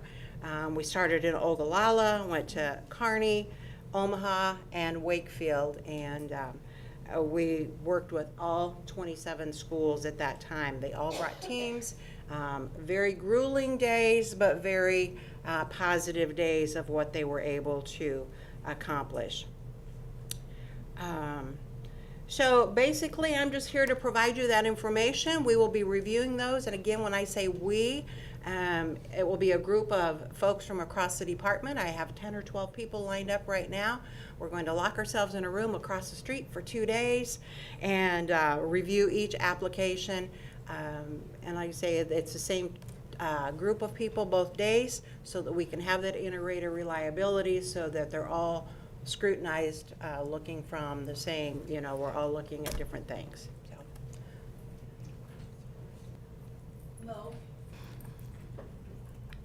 So when you went out and held the workshops in February, okay, let's just say one of the schools that attended at Ocala, when they attended, who all shows up for those workshops? The school could determine their own team, but they were required, I shouldn't say required, strongly requested a team. I think the smallest group we had was 3, and the largest we had, I think, was about 8 people in their groups, depending on the size of the school sometimes as well. Principal, maybe if they had a curriculum instructor, or curriculum director, or different folks from their schools. So it varied by school, but on those teams were also NDE folks and also folks from their local ESUs, because we had wanted to get them involved so that they were there on that day to support them and help them with the process as well. Thank you. Any more questions from the board? Okay, the committee expects to bring forward a list of CSI, let's see, am I doing it right? Yes, I am. CSI fund recipients at the May meeting, so we'll reveal who they are then. Exactly. Thank you so much, Diane, for being here, for waiting all this time. 3.5D is a discussion item. The committee briefly discussed the position statement S1 on non-discrimination and equitable educational opportunities referred to us by the policy committee last month. This position statement is being reviewed by our committee along with the development of the equity lens the committee has been discussing for the last several months. The committee intends to review the position statement along with and development of the equity lens to ensure that language in both items are aligned and complementary to each other. The committee intends for both the position statement and the equity lens to be continued on the agenda topics in the coming months. 3.5, well, I suppose I should ask if anybody has questions about that. We don't have paper, but we can take questions. Okay. 3.5E, regarding the equity lens, the committee is seeking input and feedback from policy partners on a draft of the equity lens.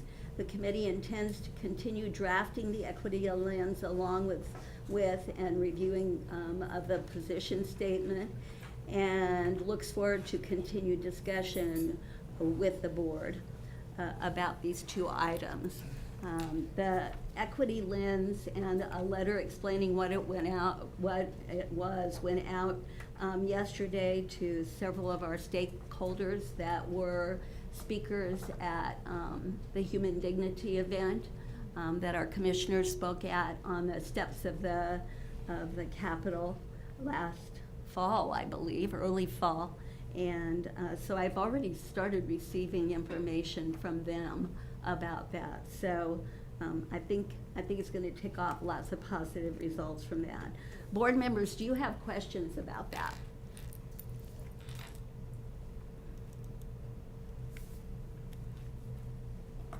You don't? No? Okay. Well, this concludes the committee report then. Thank you, Thank you, You're Patsy. welcome. Thank you very much, ma'am.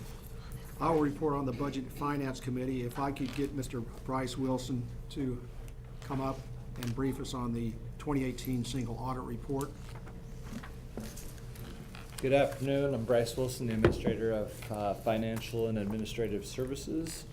So last month I was before you talking about the 2018 CAFR audit, the financial statement audit. This is the single audit, so the 2018 single audit, which is our audit on federal programs that's required under the federal guidance issued by OMB. Basically, any federal programs over certain dollar thresholds are audited every year. Other ones that are under that threshold, they do on rotation. So annual audit, I guess, that we had. Again, there are 5 findings on this audit report. Some of these are kind of follow-up ones from the CAFR audit. They kind of tend to, if they find something on the CAFR, many times will show up on the single audit then because of the timing of both of those being over the same time period. But again, no major misappropriations of assets or anything like that. No big items that I would say are massive red flags. They have identified some issues for us to address as far as controls, where we need to improve some documentation. 4 out of the 5 findings are really around subrecipient monitoring, primarily around we have, I guess, processes in place where we did sampling and testing on time and effort logs is a big thing. They kind of hit on in a couple of those findings where we looked at the areas that we considered the higher risk areas. Just due to staffing limitations and requirements, we don't look at time and effort logs for every single reimbursement request, and so the auditors felt that we should be. We have designed processes. We're in the process of hiring staff to really take that subrecipient monitoring into a different kind of capacity where staff specifically focus on that and work with program staff to go into the schools and do all of that subrecipient monitoring at the same time, so we can address these issues moving forward and make sure that we're doing everything that we need to do, but trying not to impose additional work onto schools at the same time. So, Questions? Mo? Yeah, just a couple of things. On one of them that was noted, your response was that you were going to be hiring 2 new hires. yeah. When do you expect that to happen? So that's what I was just kind of mentioning. So we have, they just announced one of them today, and we're going to wait a little while. One of our budget issues we asked for is the funding for these 2 additional staff. We didn't, in the initial budget proposed, we didn't get the funding for that. Okay. We're going to go ahead and we've moved one person, or made an announcement just today that we've hired one person into that role to develop that process and really work to build out what that's going to look like when we go in and do that subrecipient monitoring. And then we'll bring a second person on once that process is all finalized and we can, I guess, identify the funding to pay that person. Yeah. So that the funding is an issue on that, but Yeah. that one person is, I guess, announced today, and we'll start very, very soon on that process. And the other was maybe, I think Jen's thinking maybe about 6 months down the road, if we get that process kind of all in place, and then we can, And the other concern I had was, as I looked through, some of them were repeat findings. What can we be, how can we be assured that this won't happen again? Yeah, so that's a great question. Really, I think there was only one that was a repeat finding. And what that is because of the timing of these sometimes, where we're getting an audit report in April that was for the 2018 year with the June 30 end. So when we get these findings that are presented to us, we're already 3/4 the way through the following year that they're now auditing.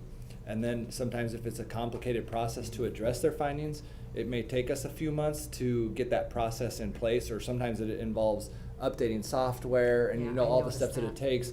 And so we talked about this, the Budget and Finance Committee, being sharp like they are, caught that as well. And we addressed that and said, you know, if you see them, you know, maybe at one time as a follow-up, you know, we can explain that, what's going on. If you start to see them again and again, then we have an issue that we need to address. Like the next But- time we get this, if we see. Yeah.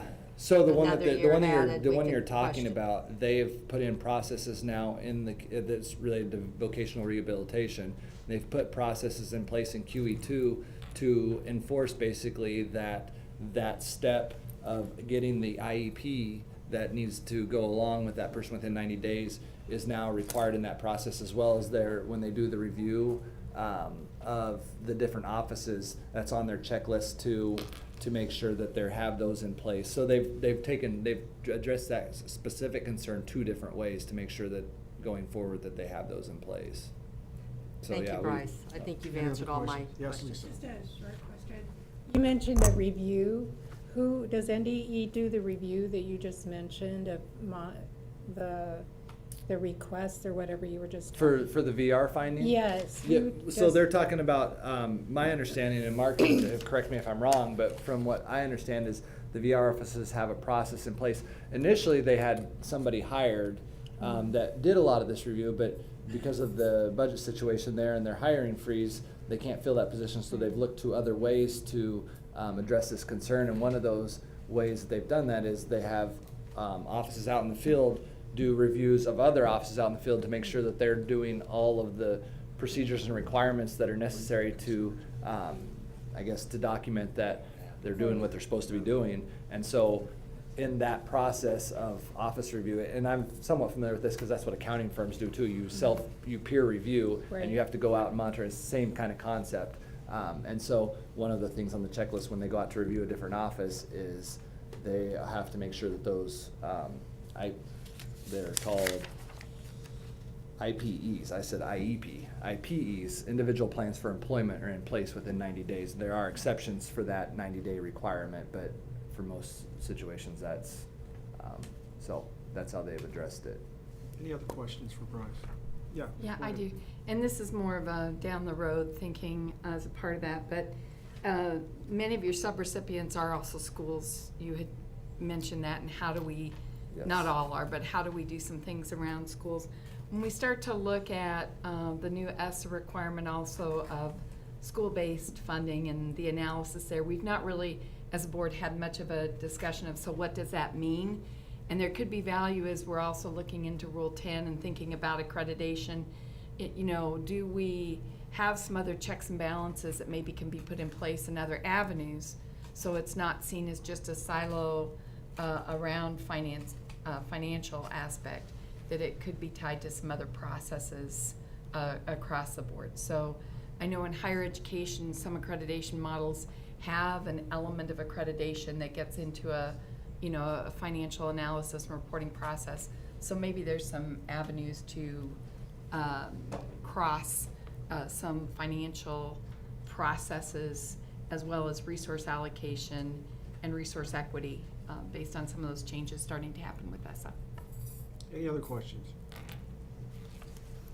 If not, the board members on the committee decide to endorse this for approval as an action item. Thank you, Bryce. Thank you very much, sir. Bryce, I'll continue on with the purchase of new equipment then. Okay. Thank you, sir.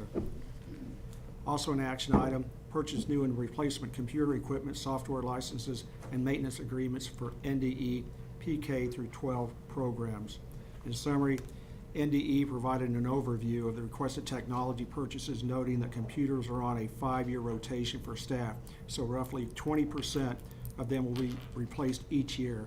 NDE also noted that boardroom technology and server replacement are budgeted each year as well. The breakdown of the funding source to pay for $720,000 of technology resources was also covered and included in general, indirect, federal, and cash funds. It was noted this amount is relatively consistent year to year. The committee, again, endorsed this item for approval. Any questions? Seeing and hearing none, Thank you very much. We'll move on. Rachel Wise, please report on Strategic Planning, Performance, and Improvement Committee meeting, please. Thank you. The first item we have 3.7.A. There's a document you have in Spark that's the transition plan for Perkins 5. And today we're not going to spend any time on that. That just is for your reference. In May, we'll come back and have a presentation that also incorporates a little bit of the history of Perkins and some other elements so that you have maybe a broader view and discussion around the plans for the Perkins 5 transition plan, and then going forward the development of the state plan for Perkins 5. What we'd really like to spend some time today is on item 3.7.B, and that's a discussion item that there's lots of paper involved, so get ready. This discussion item is kind of a tag team, and I'd like to start out with that tag team by thanking part of the members of the team, which is the Strategic Planning Performance Improvement Committee members, Maureen, Patsy, Lisa, who have spent quite a bit of time in this process, and to thank all the staff and the team that's really spent some time since the external evaluation on what are some of our next steps and how do we move forward. The first document that's going to be handed out is the implementation plan, the Strategic Planning Recommendations Implementation Plan. And you have that because we adopted that the recommendations last month and shared with you at that time the implementation plan. Well, today we had a lot of items on that plan that talked about April. So here we're at April, and so we are going to start to go through some of those items, and it will be a tag team as part of that process. I'm going to start by turning over items 1 and 2, those recommendations on the implementation plan were really tasked to the commissioner.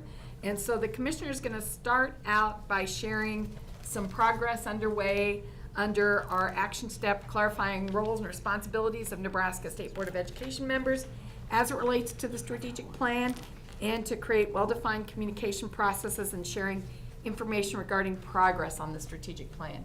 So with that, Commissioner, I'll turn it over to you first. Yeah, and thanks actually to the whole committee, and Ryan deserves a lot of thanks on kind of keeping all of the juggling of this process in order, and just kind of as a reminder, obviously we've gone through the external review process as Rachel was talking about, that whole thing, but it's really getting our processes set in place to really continuously improve on this particular plan and move us forward. So the first kind of expectation was clarifying roles and responsibilities for the State Board of Education members as it relates to the strategic plan. I didn't print out one element of this, and that was in the plan before. It was basically that the board had a certain particular role, and then the commissioner had a particular role, and the staff had a particular role in ensuring that plan was going forward.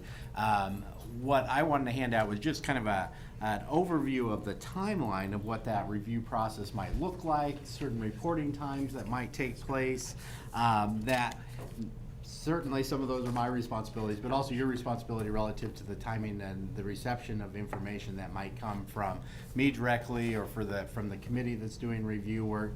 And so December of each year, the intention is to have a report on the strategic plan itself, and we've done kind of a variation of that over time. I have brought to your attention before, we have a website with that in place, but our intention is to have that always updated at least on an annual basis with the information that's about the strategic plan. And so that would continue each year in December.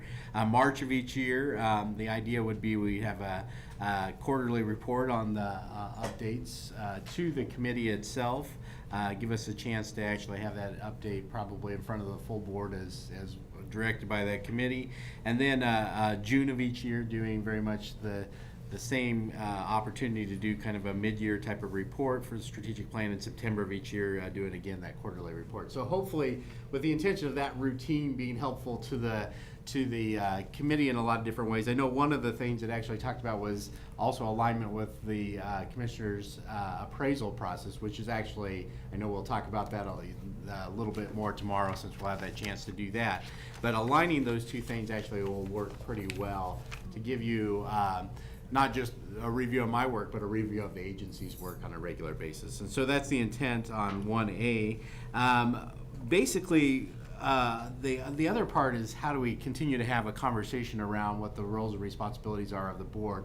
I know we have some other documents that we'll look at a little bit later. I actually think one of the dynamics has been the kind of the structure of the plan overall, and I'm excited to share the committee's work, or have the committee share the work with you on that particular front, because I think it helps us further refine what those roles and responsibilities are, and so you can feel engaged in the work as we go forward. And I really think those things will both be processes that are embedded in what we normally do, and that will help us overall have an environment where you feel well informed, that hopefully my work relative to that informs you well, but also the staff across the agency has their processes in place to be able to do that work. Again, I was going to say to your benefit, but it's really to the benefit of the education system in the state of Nebraska. So, but I think that's a good process and a good start, and so I think that's really helpful for us. You want me to go ahead and dive into 2? If you want to dive into 2, just a little bit, and then we'll go on to 3. Yeah, I'll be glad to do that. So I probably hit a couple of those things, but the communication plan around those lines actually follows along those timelines. Us having kind of those regular opportunities to communicate that. Again, the web-based presence is part of that. I think you'll see a document a little bit later that gives a kind of a visual representation of how we communicate that. And then in addition to that, even our board meeting agendas, and there's kind of a way within Spark that we can tie our goals, and I know we've kept our big 2 strategic priorities in front of you. I don't know how often you look at that, but the reality is making our strategic plan much more alive in our regular board meetings and activities, and even in committee meetings. So like, just for an example, and I think there was actually one on the early childhood, I looked through the agenda on the PDG grant that Melody was talking about. There was actually a link to one of the current goals in the plan, right? The idea would be that would always be visible and present to the board relative to our work. That system actually allows us to connect every action item, everything that you do within the board, to a report that would help us understand that our work is tied to the strategic plan. And I think that's a potential powerful tool, and something that we can continue to develop to do that. So that's our intentions on those first 2 places, but I think it feels like that's the right way to take that, and hopefully the next steps of this will also, well, I'm assuming that makes sense to you. I was going to say also makes sense, but hopefully that makes sense, and then also the rest will make sense to you.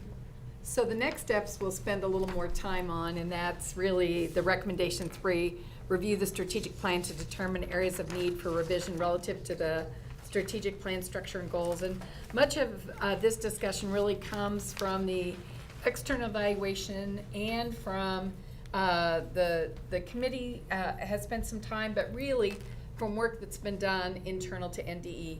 And again, we mentioned Ryan, but I'd also like to point out the deputies and their work, Deb, Mark, and Brian, as well as the team as a whole, has really spent some time on this. And they spent time throughout the external review process.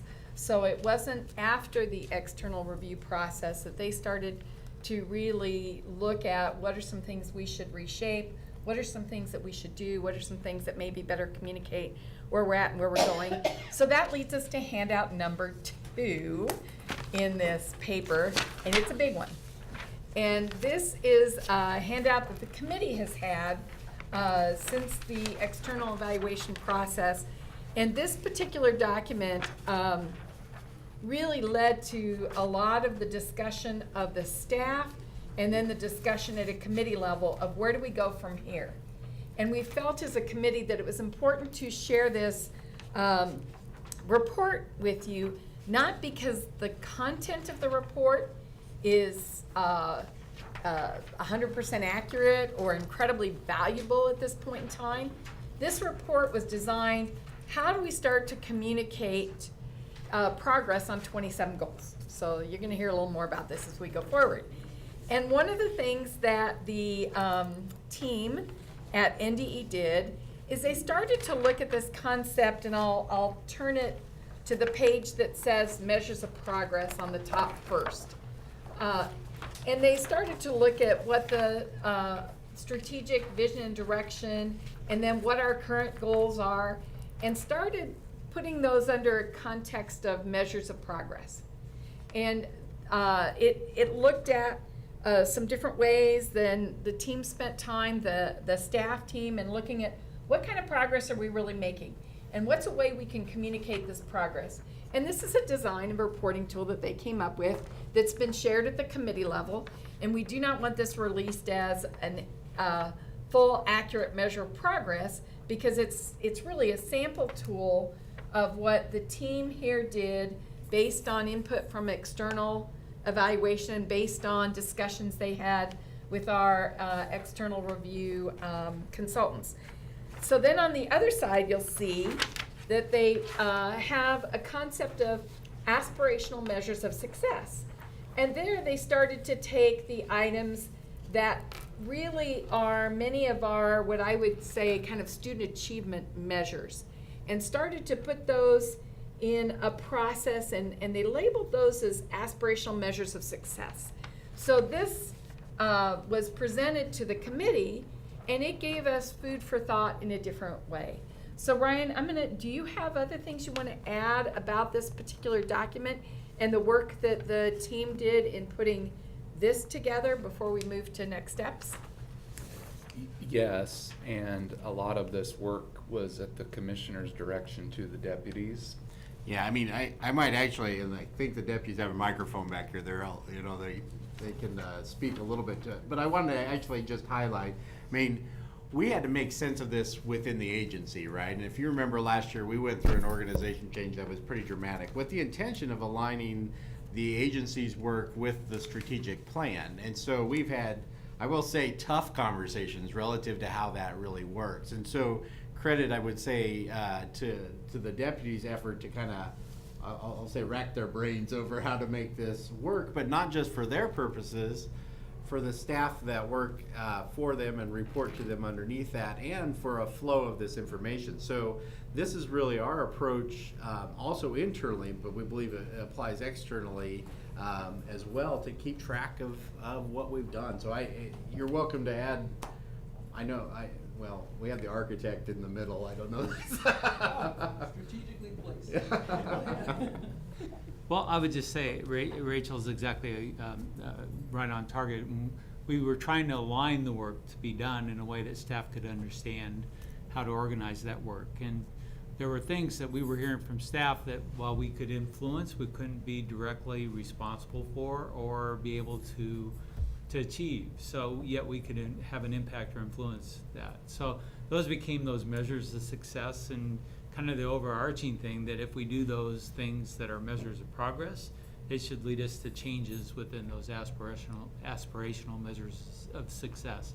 So once we're able to kind of break those two apart, it became much more manageable and understandable for us as well as for staff, and better able to direct that work then across those tenets, but also to coordinate across those as well, because we realized the work couldn't be done by any one division and required collaboration across the entire agency.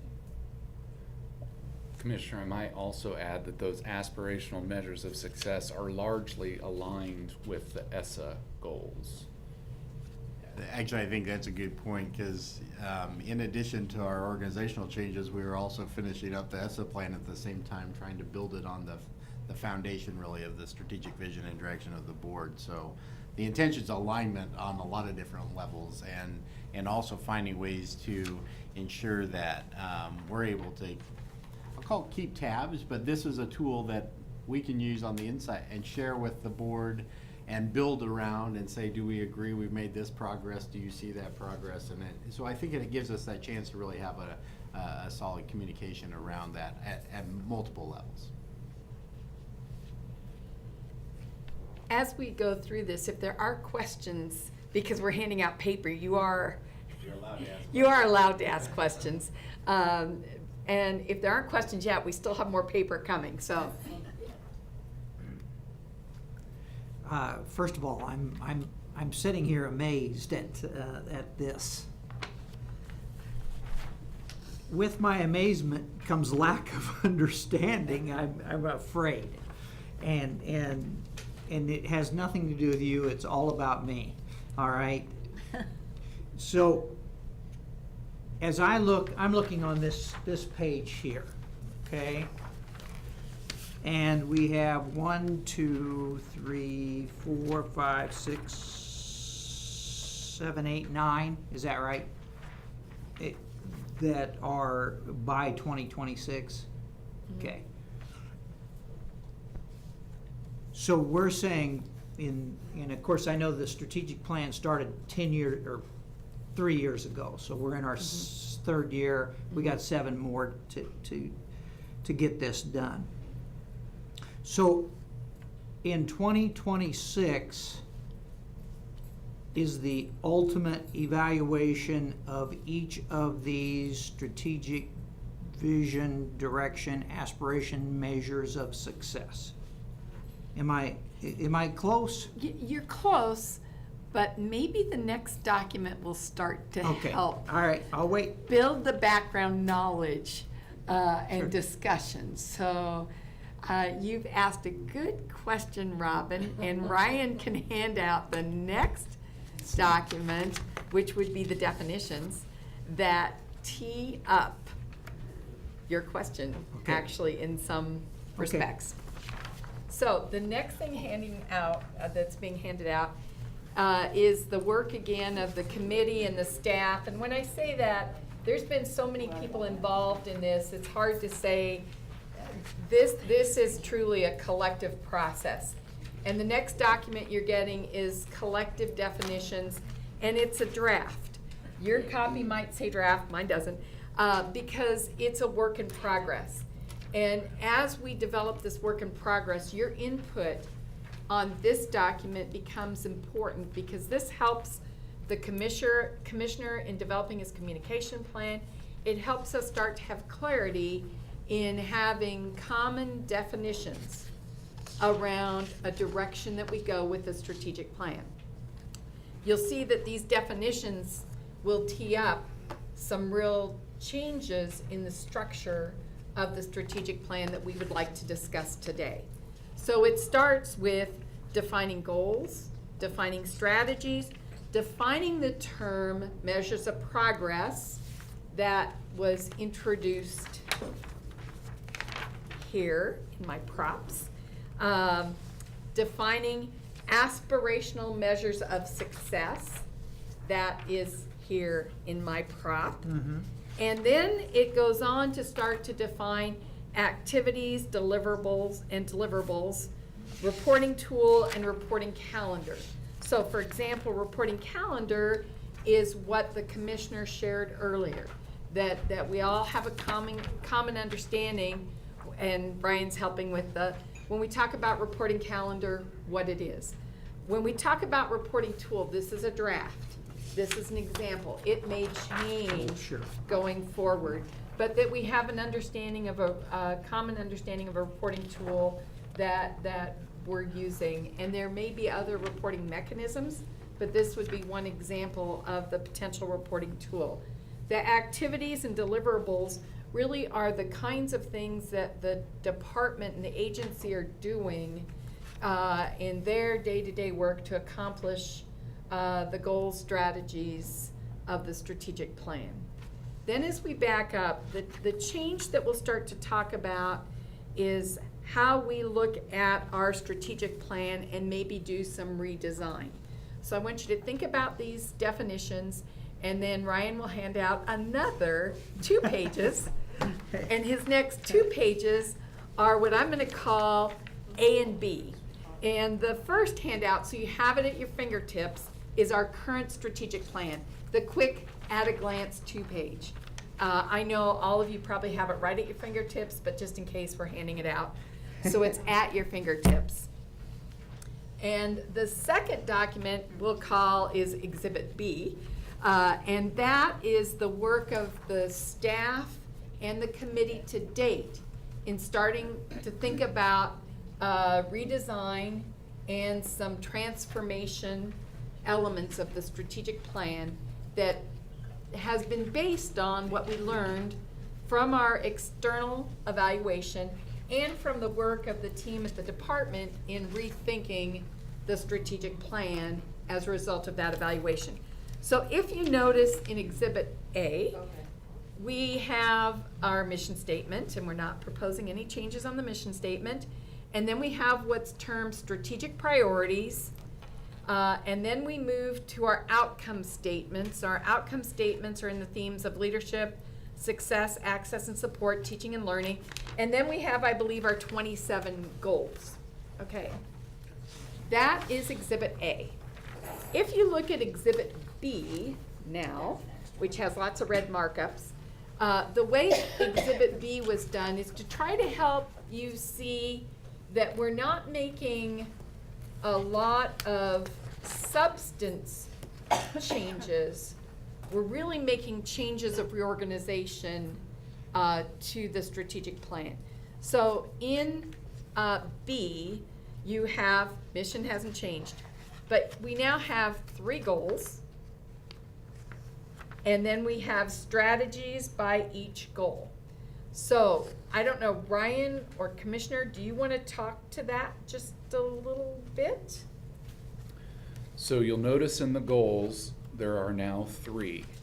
And 2 of those, one on student access and support and the other on teaching, learning, and serving, are in front of you at the board table. And those are likely familiar to you that align with AQuESTT. A third domain, if you will, has emerged through the strategic plan around leadership. And that's what you see in that top goal that's in red. If you see red, ensure the education system, including the Nebraska Department of Education, is taking charge of its roles and responsibilities to provide leadership and enhance support systems in the state. That's actually language that came from another component of the strategic plan and some of the front material. So we haven't really invented anything new. We've adapted it a little bit to make a third goal.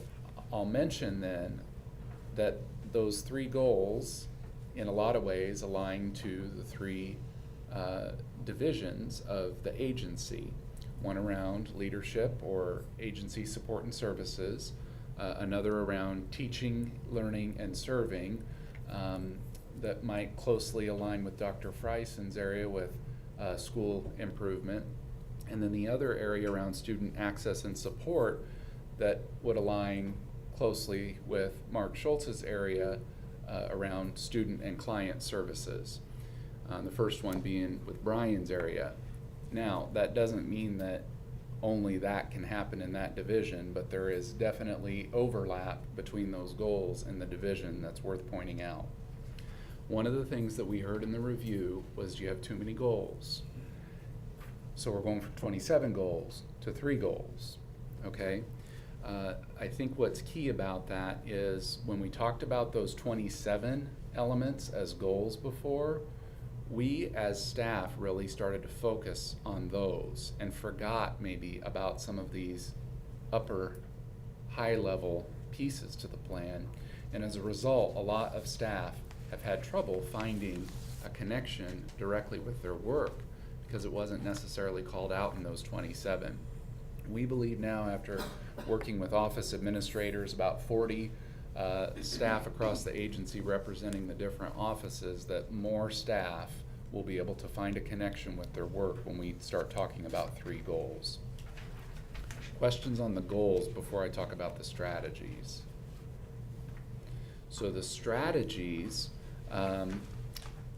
in the original strategic plan were largely aligned to the tenets of AQuESTT with the addition of leadership. And so you'll notice now there's 3 major areas with those goals, A, B, and C.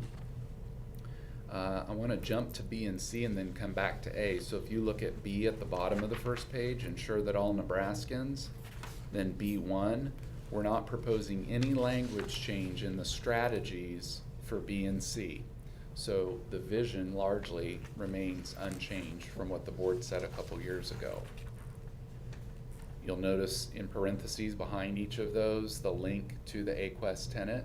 If you go back to the first page, then you'll notice under A2 and 3, the committee in their review saw an opportunity to include a couple of strategies based on recent conversations of the board. I'd characterize strategy A2 around equity and ensuring that equity is infused across the agency. A3, I would characterize as stakeholder engagement and a strategy around stakeholder engagement. Questions about strategies? If you move then to the second page,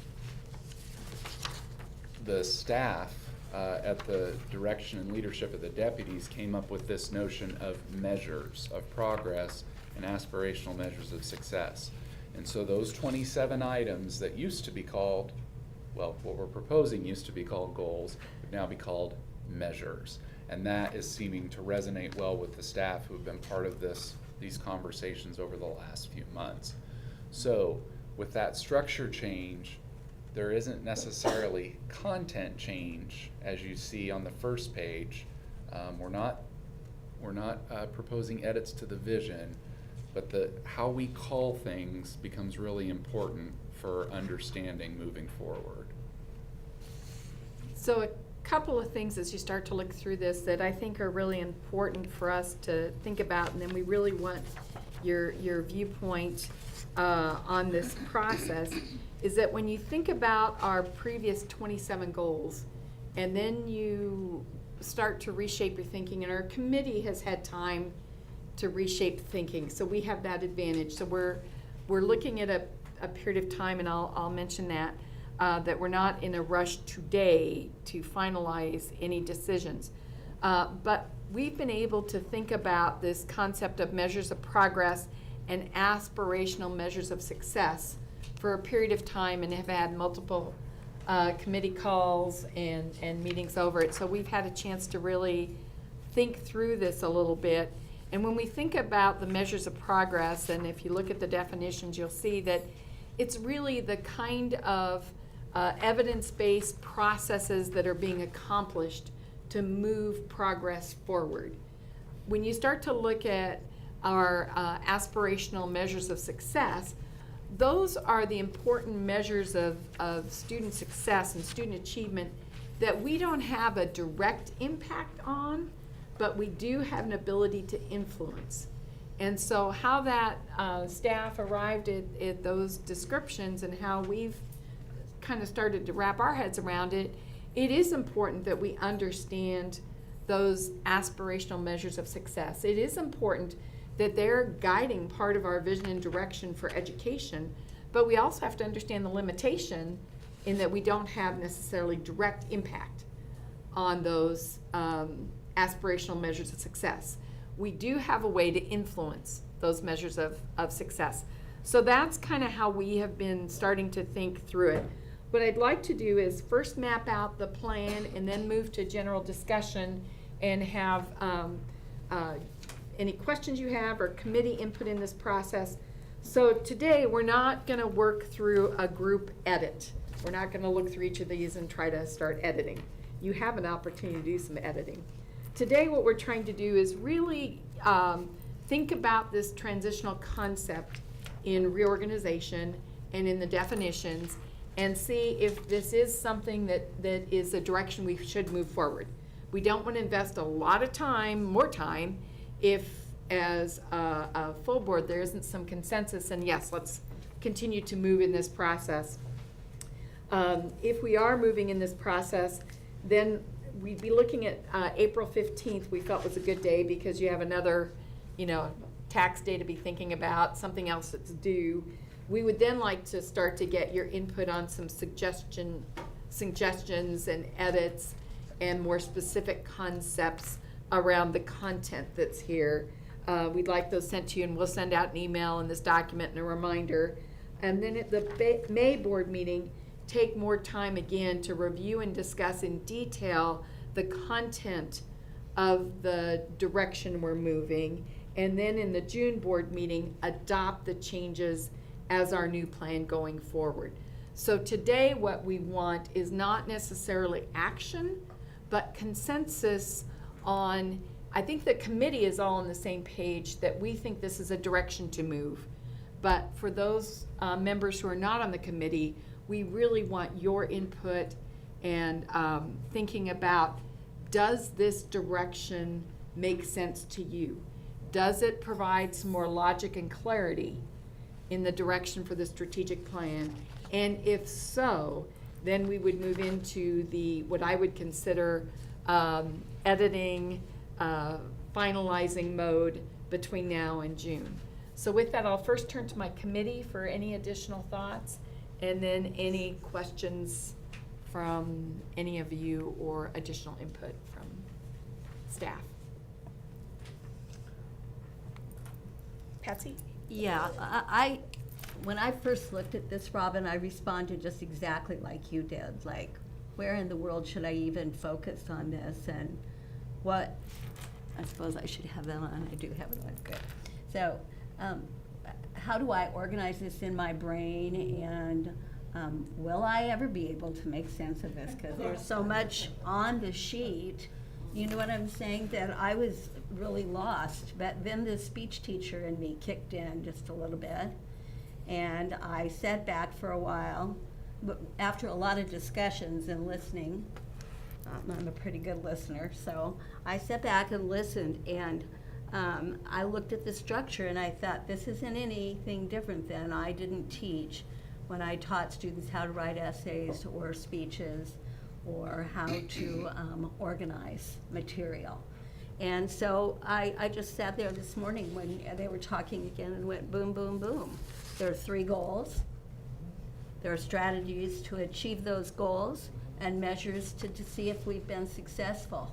And that is so organized and so logical that I believe that we could explain that to anyone and to any constituent and have them be able to look at this material and start being able to put it into those categories. So even though there's a lot of words and a lot of paper and all that sort of thing, those are our guiding words. Goals, 3, strategies, and measures. So if you're writing a good speech, those would be your 3 major divisions. Same way with as we go about putting this together.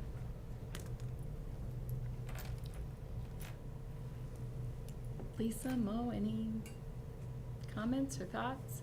Or other board members' questions? Pat? Well, I'm glad you got to this part because this part is really. Microphone. And I understand why this is aspirational and it's a grant. Microphone. Because otherwise I'll confuse myself. Thank you. But, you know, when we first talked about this, when we had the people coming to tell us with, you know, what they thought of it, we talked in our interviews, a lot of us talked about these 27 goals and said, for crying out loud, where were we going with this? But as you just went through it, again, Patsy, this piece makes sense to me. And, you know, I appreciate the definitions. Definitions are always good. But yeah, this makes sense to me because we go back to when AQuEST was developed. And I know the first time I talked to the commissioner about AQuEST, I thought the man had lost his mind. And why did I hire him? And I told him that. Didn't I? I said, what were you thinking? It's not really comforting words from the chair of my appraisal committee, but okay. It is late in the day, guys. But anyway, you know, it just all of a sudden clicked on AQuEST as to what it was and why we were doing it and so on. And, you know, when I look at this makes so much more sense to me than our original strategic plan. And I can understand as we move through it, these other pieces will fall into place. But it's not today that we're going to do all of that again. And I hope that, you know, we have the opportunity to do like a retreat or whatever and you know, look at those and have that kind of discussion. So thank you. I just want to say real quick, we went on hand over to Mo, but that doesn't mean you don't get rid of all of these. That doesn't mean you throw them away, it just means you check them.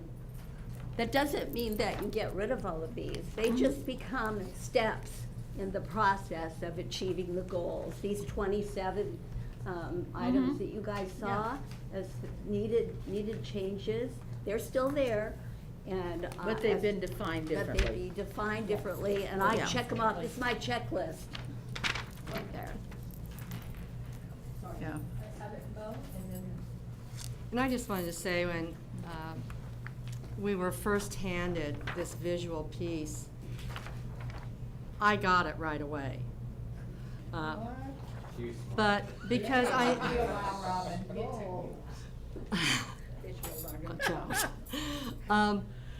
but I'm such a visual person that as we go through this year by year, hopefully, our goal is to see these lines extend out to what we want them to be by 2026. So this is everything that I need to have in front of me. Good for you. I could almost do without this, but this is what it's all about. But this is what I really want to zero in on every year, of what our measures and where have we gone from year to year, just like we do in the classroom. We want our students to gain at least 1 year of growth from 4th grade to 5th grade, from 5th to 6th. I want to see these improve each year. That's why we have the strategic plan. Yeah, I agree. I love this and love the dashboards, the color-coded dashboards. So at a glance, you just know in seconds, oh, this is where we really need to focus some effort. And, going out and talking about our strategic plan, I think this would be, with some explanation, and a very effective tool, because you can absorb it quickly. I can. This is how in my nonprofit, we like dashboards. I just had a question about this. So everything in black just was transferred from here, but if it's red, it means you kind of added that and to make it fit to combine or whatever. Right. Okay. Right, and so Okay. just so you know, and Ryan can speak to this, but we use the function of track changes in this basically so that people could see the transition right now, in this development process, could see the transition without having to go back to this and try to compare. They could see the changes, the additions. Ryan, did you have anything else to add to that? Yeah, so on that second page, those strike-throughs and underlines represent ideas from staff. So as you're looking in the next month, look at those and think about what those look like. But again, on the first page, nothing is different unless it's in red, right? Nothing is new unless it's in red on the first page. Yeah, Deborah, and then we'll go to Robin. No. Under leadership, A.2.A, that's written in red, create an equity lens, which the first part I totally understand. The second part, though, I don't understand, and create an evaluation of progress towards systemic equity transformation. Is that one of the aspirational goals? Okay, so that is a goal that your committee and Patsy's committee and the equity lens has kind of been working on. And so that's why as we get into, we have not spent time as a committee to speak of on the content of each of the measures of progress or measures of success. We still need to, and that's the part of the homework assignment. For both this board meeting and again in May, we'll come back to it. So Patsy or Ryan, if you want to address that question relative to A.2.A. If you want me to. Okay, create an equity lens. Okay, this statement is a work in progress. It needs to be edited and rewritten and So if you're confused by it, it is confusing. It needs to be rewritten. So there are some of the measures of progress and with some of the changes that definitely need some editing. The measures of progress and the aspirational measures of success. This is a very, I don't want to say it's a rough draft because there was a lot of work that was done, and I think it has come a long way from discussion to where we are today.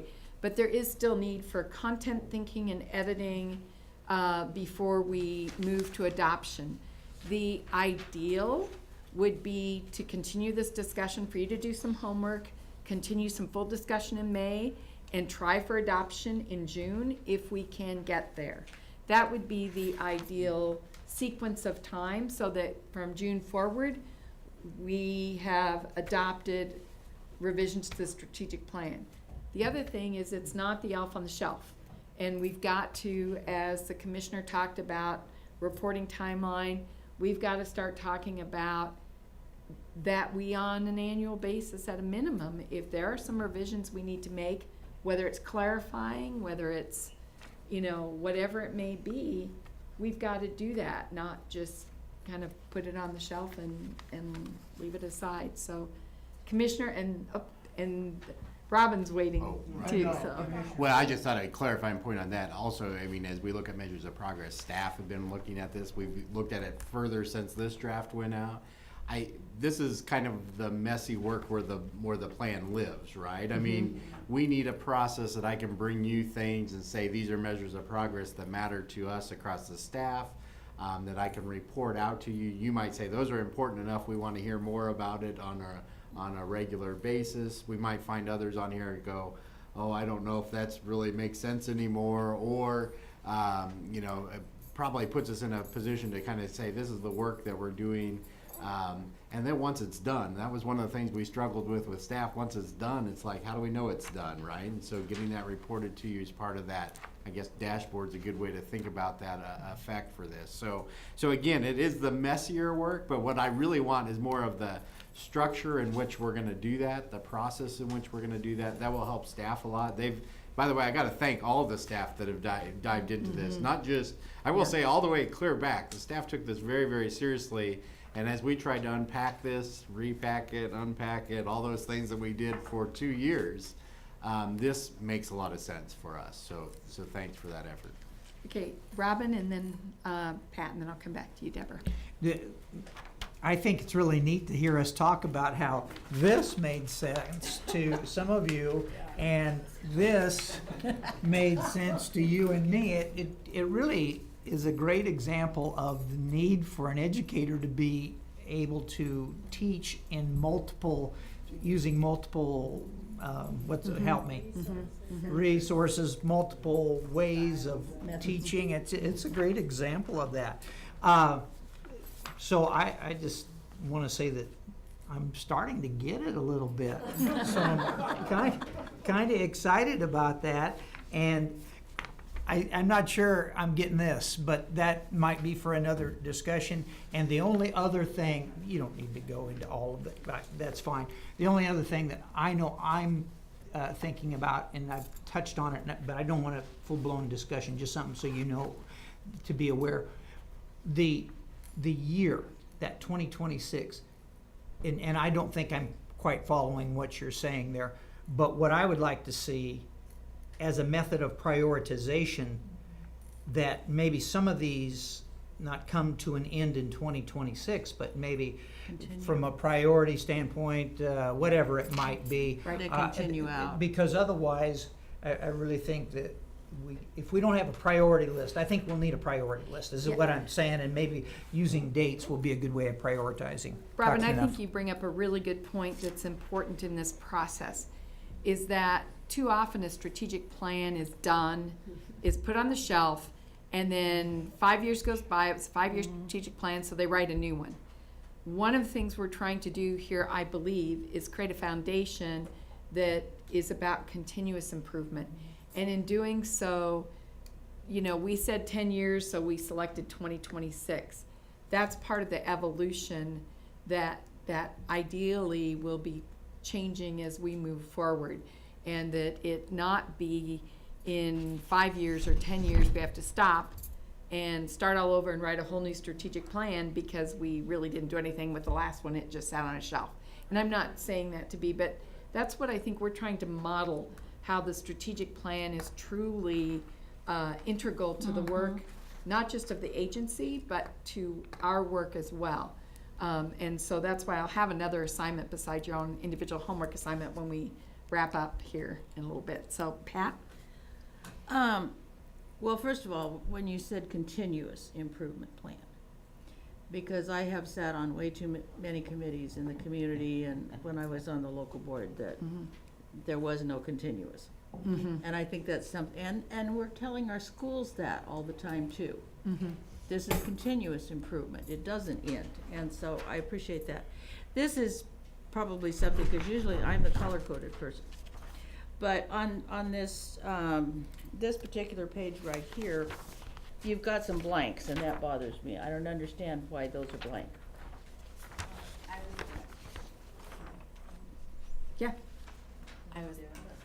I was gonna comment on Oh, that is that too. why? The data's probably not available. Oh, okay. And I just Okay. wondered, do you think the data's it's foster youth, and do you think you're gonna have that data available to be able to what I measure? would, even on those things, our staff have tons of recommendations about how you would address those things. I mean, Matt Hastings and our data research and evaluation. Now, we put in there what will be available, I believe, as I look across this, and it ties to the ESSA work and the expectations of that. Like foster care is one I see on here, right? Well, Right. that's something new underneath the ESSA plan and reporting that will be there. Well, but- and I wasn't so surprised about not having, that the foster care was blank, but I was rather surprised that the Hispanic line was blank.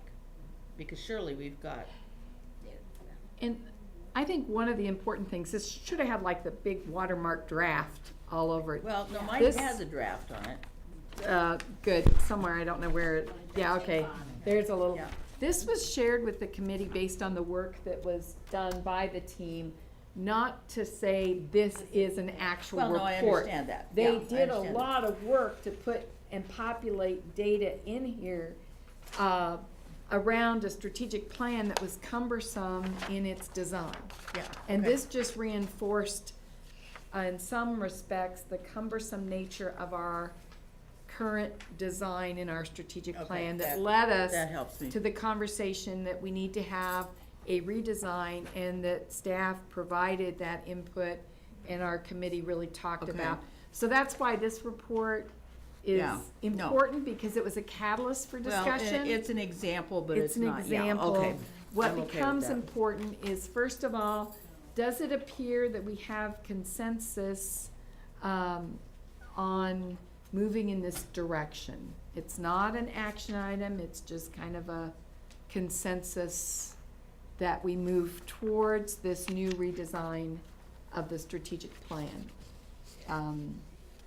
Oh, Patsy, yes, you asked me to, you needed to nudge me again. Well, I just want to say this, because I don't want it to be two camps and we do battle over which one of these we're choosing, because that's not what it is.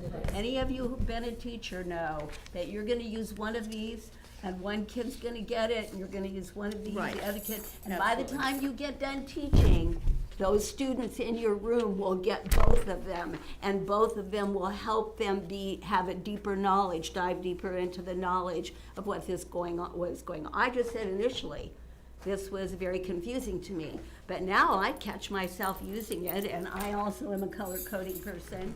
This is just a means of organizing it so that it just focuses right in it. So Yeah. don't throw the baby out with the bathwater. All of this information took a lot of work, and it all adds to our Right. knowledge and Sure. understanding of what we're doing. May I add to that? Please. This document is the strategic plan. Yes. I think that's important to note. Yes. This is how the strategic plan is reported. Reporting tool, an example of a reporting tool. Can I just highlight too, so I wouldn't want you to get too fixated on the reporting tool from that standpoint. We Right. can always make adjustments that make sense to you, right? The plan itself is the most important part. We'll organize reports that do that. this became very helpful for us to review internally. I might have internal reports on things that we're looking at for different purposes and give you access to those, but maybe you want something slightly different in the future. Sure. Or that the website design looks different. So it's just an example. And this was an example, in essence, around the old plan of 27 goals. That was the catalyst for the discussion, as Patsy so well encapsulated, the catalyst for us to redesign around goals, strategies, and measures. And that's where we're looking for consensus. If it appears that the board feels comfortable with us moving forward in the redesign around goals, strategies, and measures, then your homework assignment will be by April 15th, and Ryan will send it out. Give us your initial thoughts on what are some editing changes you like, don't like, not to the structure. We're going to move forward with an assumption that this is the structure that we're using. What's some of your thoughts around the content? And we'll have you send those in. Then the other request I have is of committee chairs.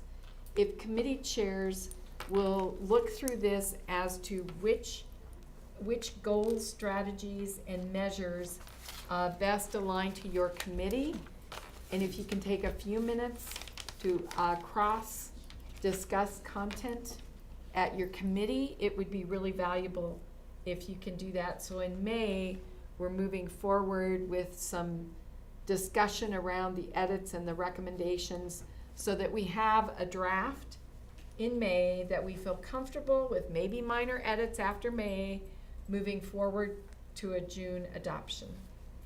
So Rachel? Yes, Matt, sir. Can I ask, in regards to, just to clarify our homework, just want to make sure I got this right, but in regards, I'm sorry.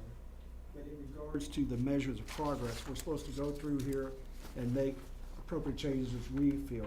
As you feel. Yes, And so I think Brian will probably send out an electronic copy Okay. with a little bit of a homework assignment directions, and then he'll collect it all. It does not mean that if you have suggestions, we're gonna be able to accept everybody's Now, suggestions. does this apply to the first page too, or is this solid? To the entire document. Okay, This the is, entire this document. is a draft. Okay, What we're saying today, what we're not changing is the mission. okay, We're not changing the structure in the sense that we have 3 goals. got it. We're not changing the structure in that we have strategies aligned to the goals. And we're not changing the structure that we have measures of progress and that we have aspirational measures of success. Now we may end up like reordering. Maybe the aspirational measures of success come first, and then we move the measures of progress. There's a little bit of discussion in that avenue that may occur, but those are the components of our strategic plan. And that's why using the definition sheet, back to the definition sheet, may help you think about what we're trying to accomplish. And this definition sheet, you may have some changes on it. Okay. You may read the definition and say, Fair enough. oh boy, when I read this really isn't helping me understand the aspirational measures of success. Can you clarify that? Or here's a suggestion. So Okay, that's clear. that's the other part Well, you- of your homework. Got it. In regards to the committee chairs, are they supposed to review this for their committee in regards to how this goal or strategy or whatever affects the committee? I think that would be valuable because your committees, most of your committees have a stake in this game. And your committee has a level of content expertise because of what you've been talking about, because of what you're doing. So teaching and learning, may have some perspective that's important to capture. That's what we're talking about. Okay. So it gives us kind of a way to dissect from a different perspective and discuss the content of the Is that another strategic plan. committee assignment? Is that a committee assignment again? Just committee head? That's a isn't it? committee suggestion to committee chairs. I'm not gonna assign that your committee do that. No, no, I'm just okay. suggesting it may be one thing to do. To get together with your committee or to ask them to send it to you, what? Or define- even just in May to take a few minutes to Oh, discuss okay. it. I don't Sure. think it is I think it's a lens that you bring to it as a But it sounds committee. like priority item right now is, if you will, reviewing measures of progress. Okay. Your individual homework assignment Got it. that Okay. Ryan will send out. Okay. Okay, Lisa had a, I just wanted to, I've just been listening, and the root of where this all started making sense to me, because I always thought we had 27 goals and it just seemed overwhelming. But when the external team came back with their report and said, these aren't all goals. You have goals, you have strategies, and you have tasks. That was I believe, the catalyst for the organization of the 3 goals and the strategies, and they suggested separating out those aspirations. So I have to thank the external team for, because that was the aha moment for me. And then how you know, took that information as a teacher, because that's how we taught. And I love the word that you used, though, for those 27 things. They are tasks. They're tasks. We just use that word. Yeah, and that came from Ann Purtle and Sarah coaching. Yeah, coaching. So I just have to give them credit for making us so aware of what seemed like a daunting document to something that is more concise and something we can live with and work with. And I love color coding, but I love this, so I'm Use both. so, thanks, everybody, and Ryan will send out the information, and then I'm just gonna go back to the first handout that Robin referenced. These are our 5 recommendations from the external. We are accomplishing these, and we'll be bringing these back as we move forward. The most emphasis today was on our recommendation 3, and that's what are the changes we need to make to the strategic plan. So our goal as a committee is to check off these 5 recommendations and get them done. And so today we made a lot of progress on these recommendations. So thank you very much. Thank you again to the deputies, to Ryan, to Matt, and all of the things moving forward, and to the committee. And Mo, close it out for us. Yes. Well, Rachel, I just want to thank you for leading this committee. Your background and your expertise with all these kind of things has really made it so much easier for the committee to work with, and it's been a delight for me, and we'll be continuing to work with you and Patsy and Lisa. But thank you for your direction and leadership. As you always say, the board, we own it, and that's what you're making sure we do. And so this is a very important task, and thank you. Anything else, Rachel? Ron? If none, we'll continue on in regards to board reports, dates, discussion items. With that, thank you for submitting your monthly report. Board member reports are linked in Spark, and I encourage you to review each board member's report.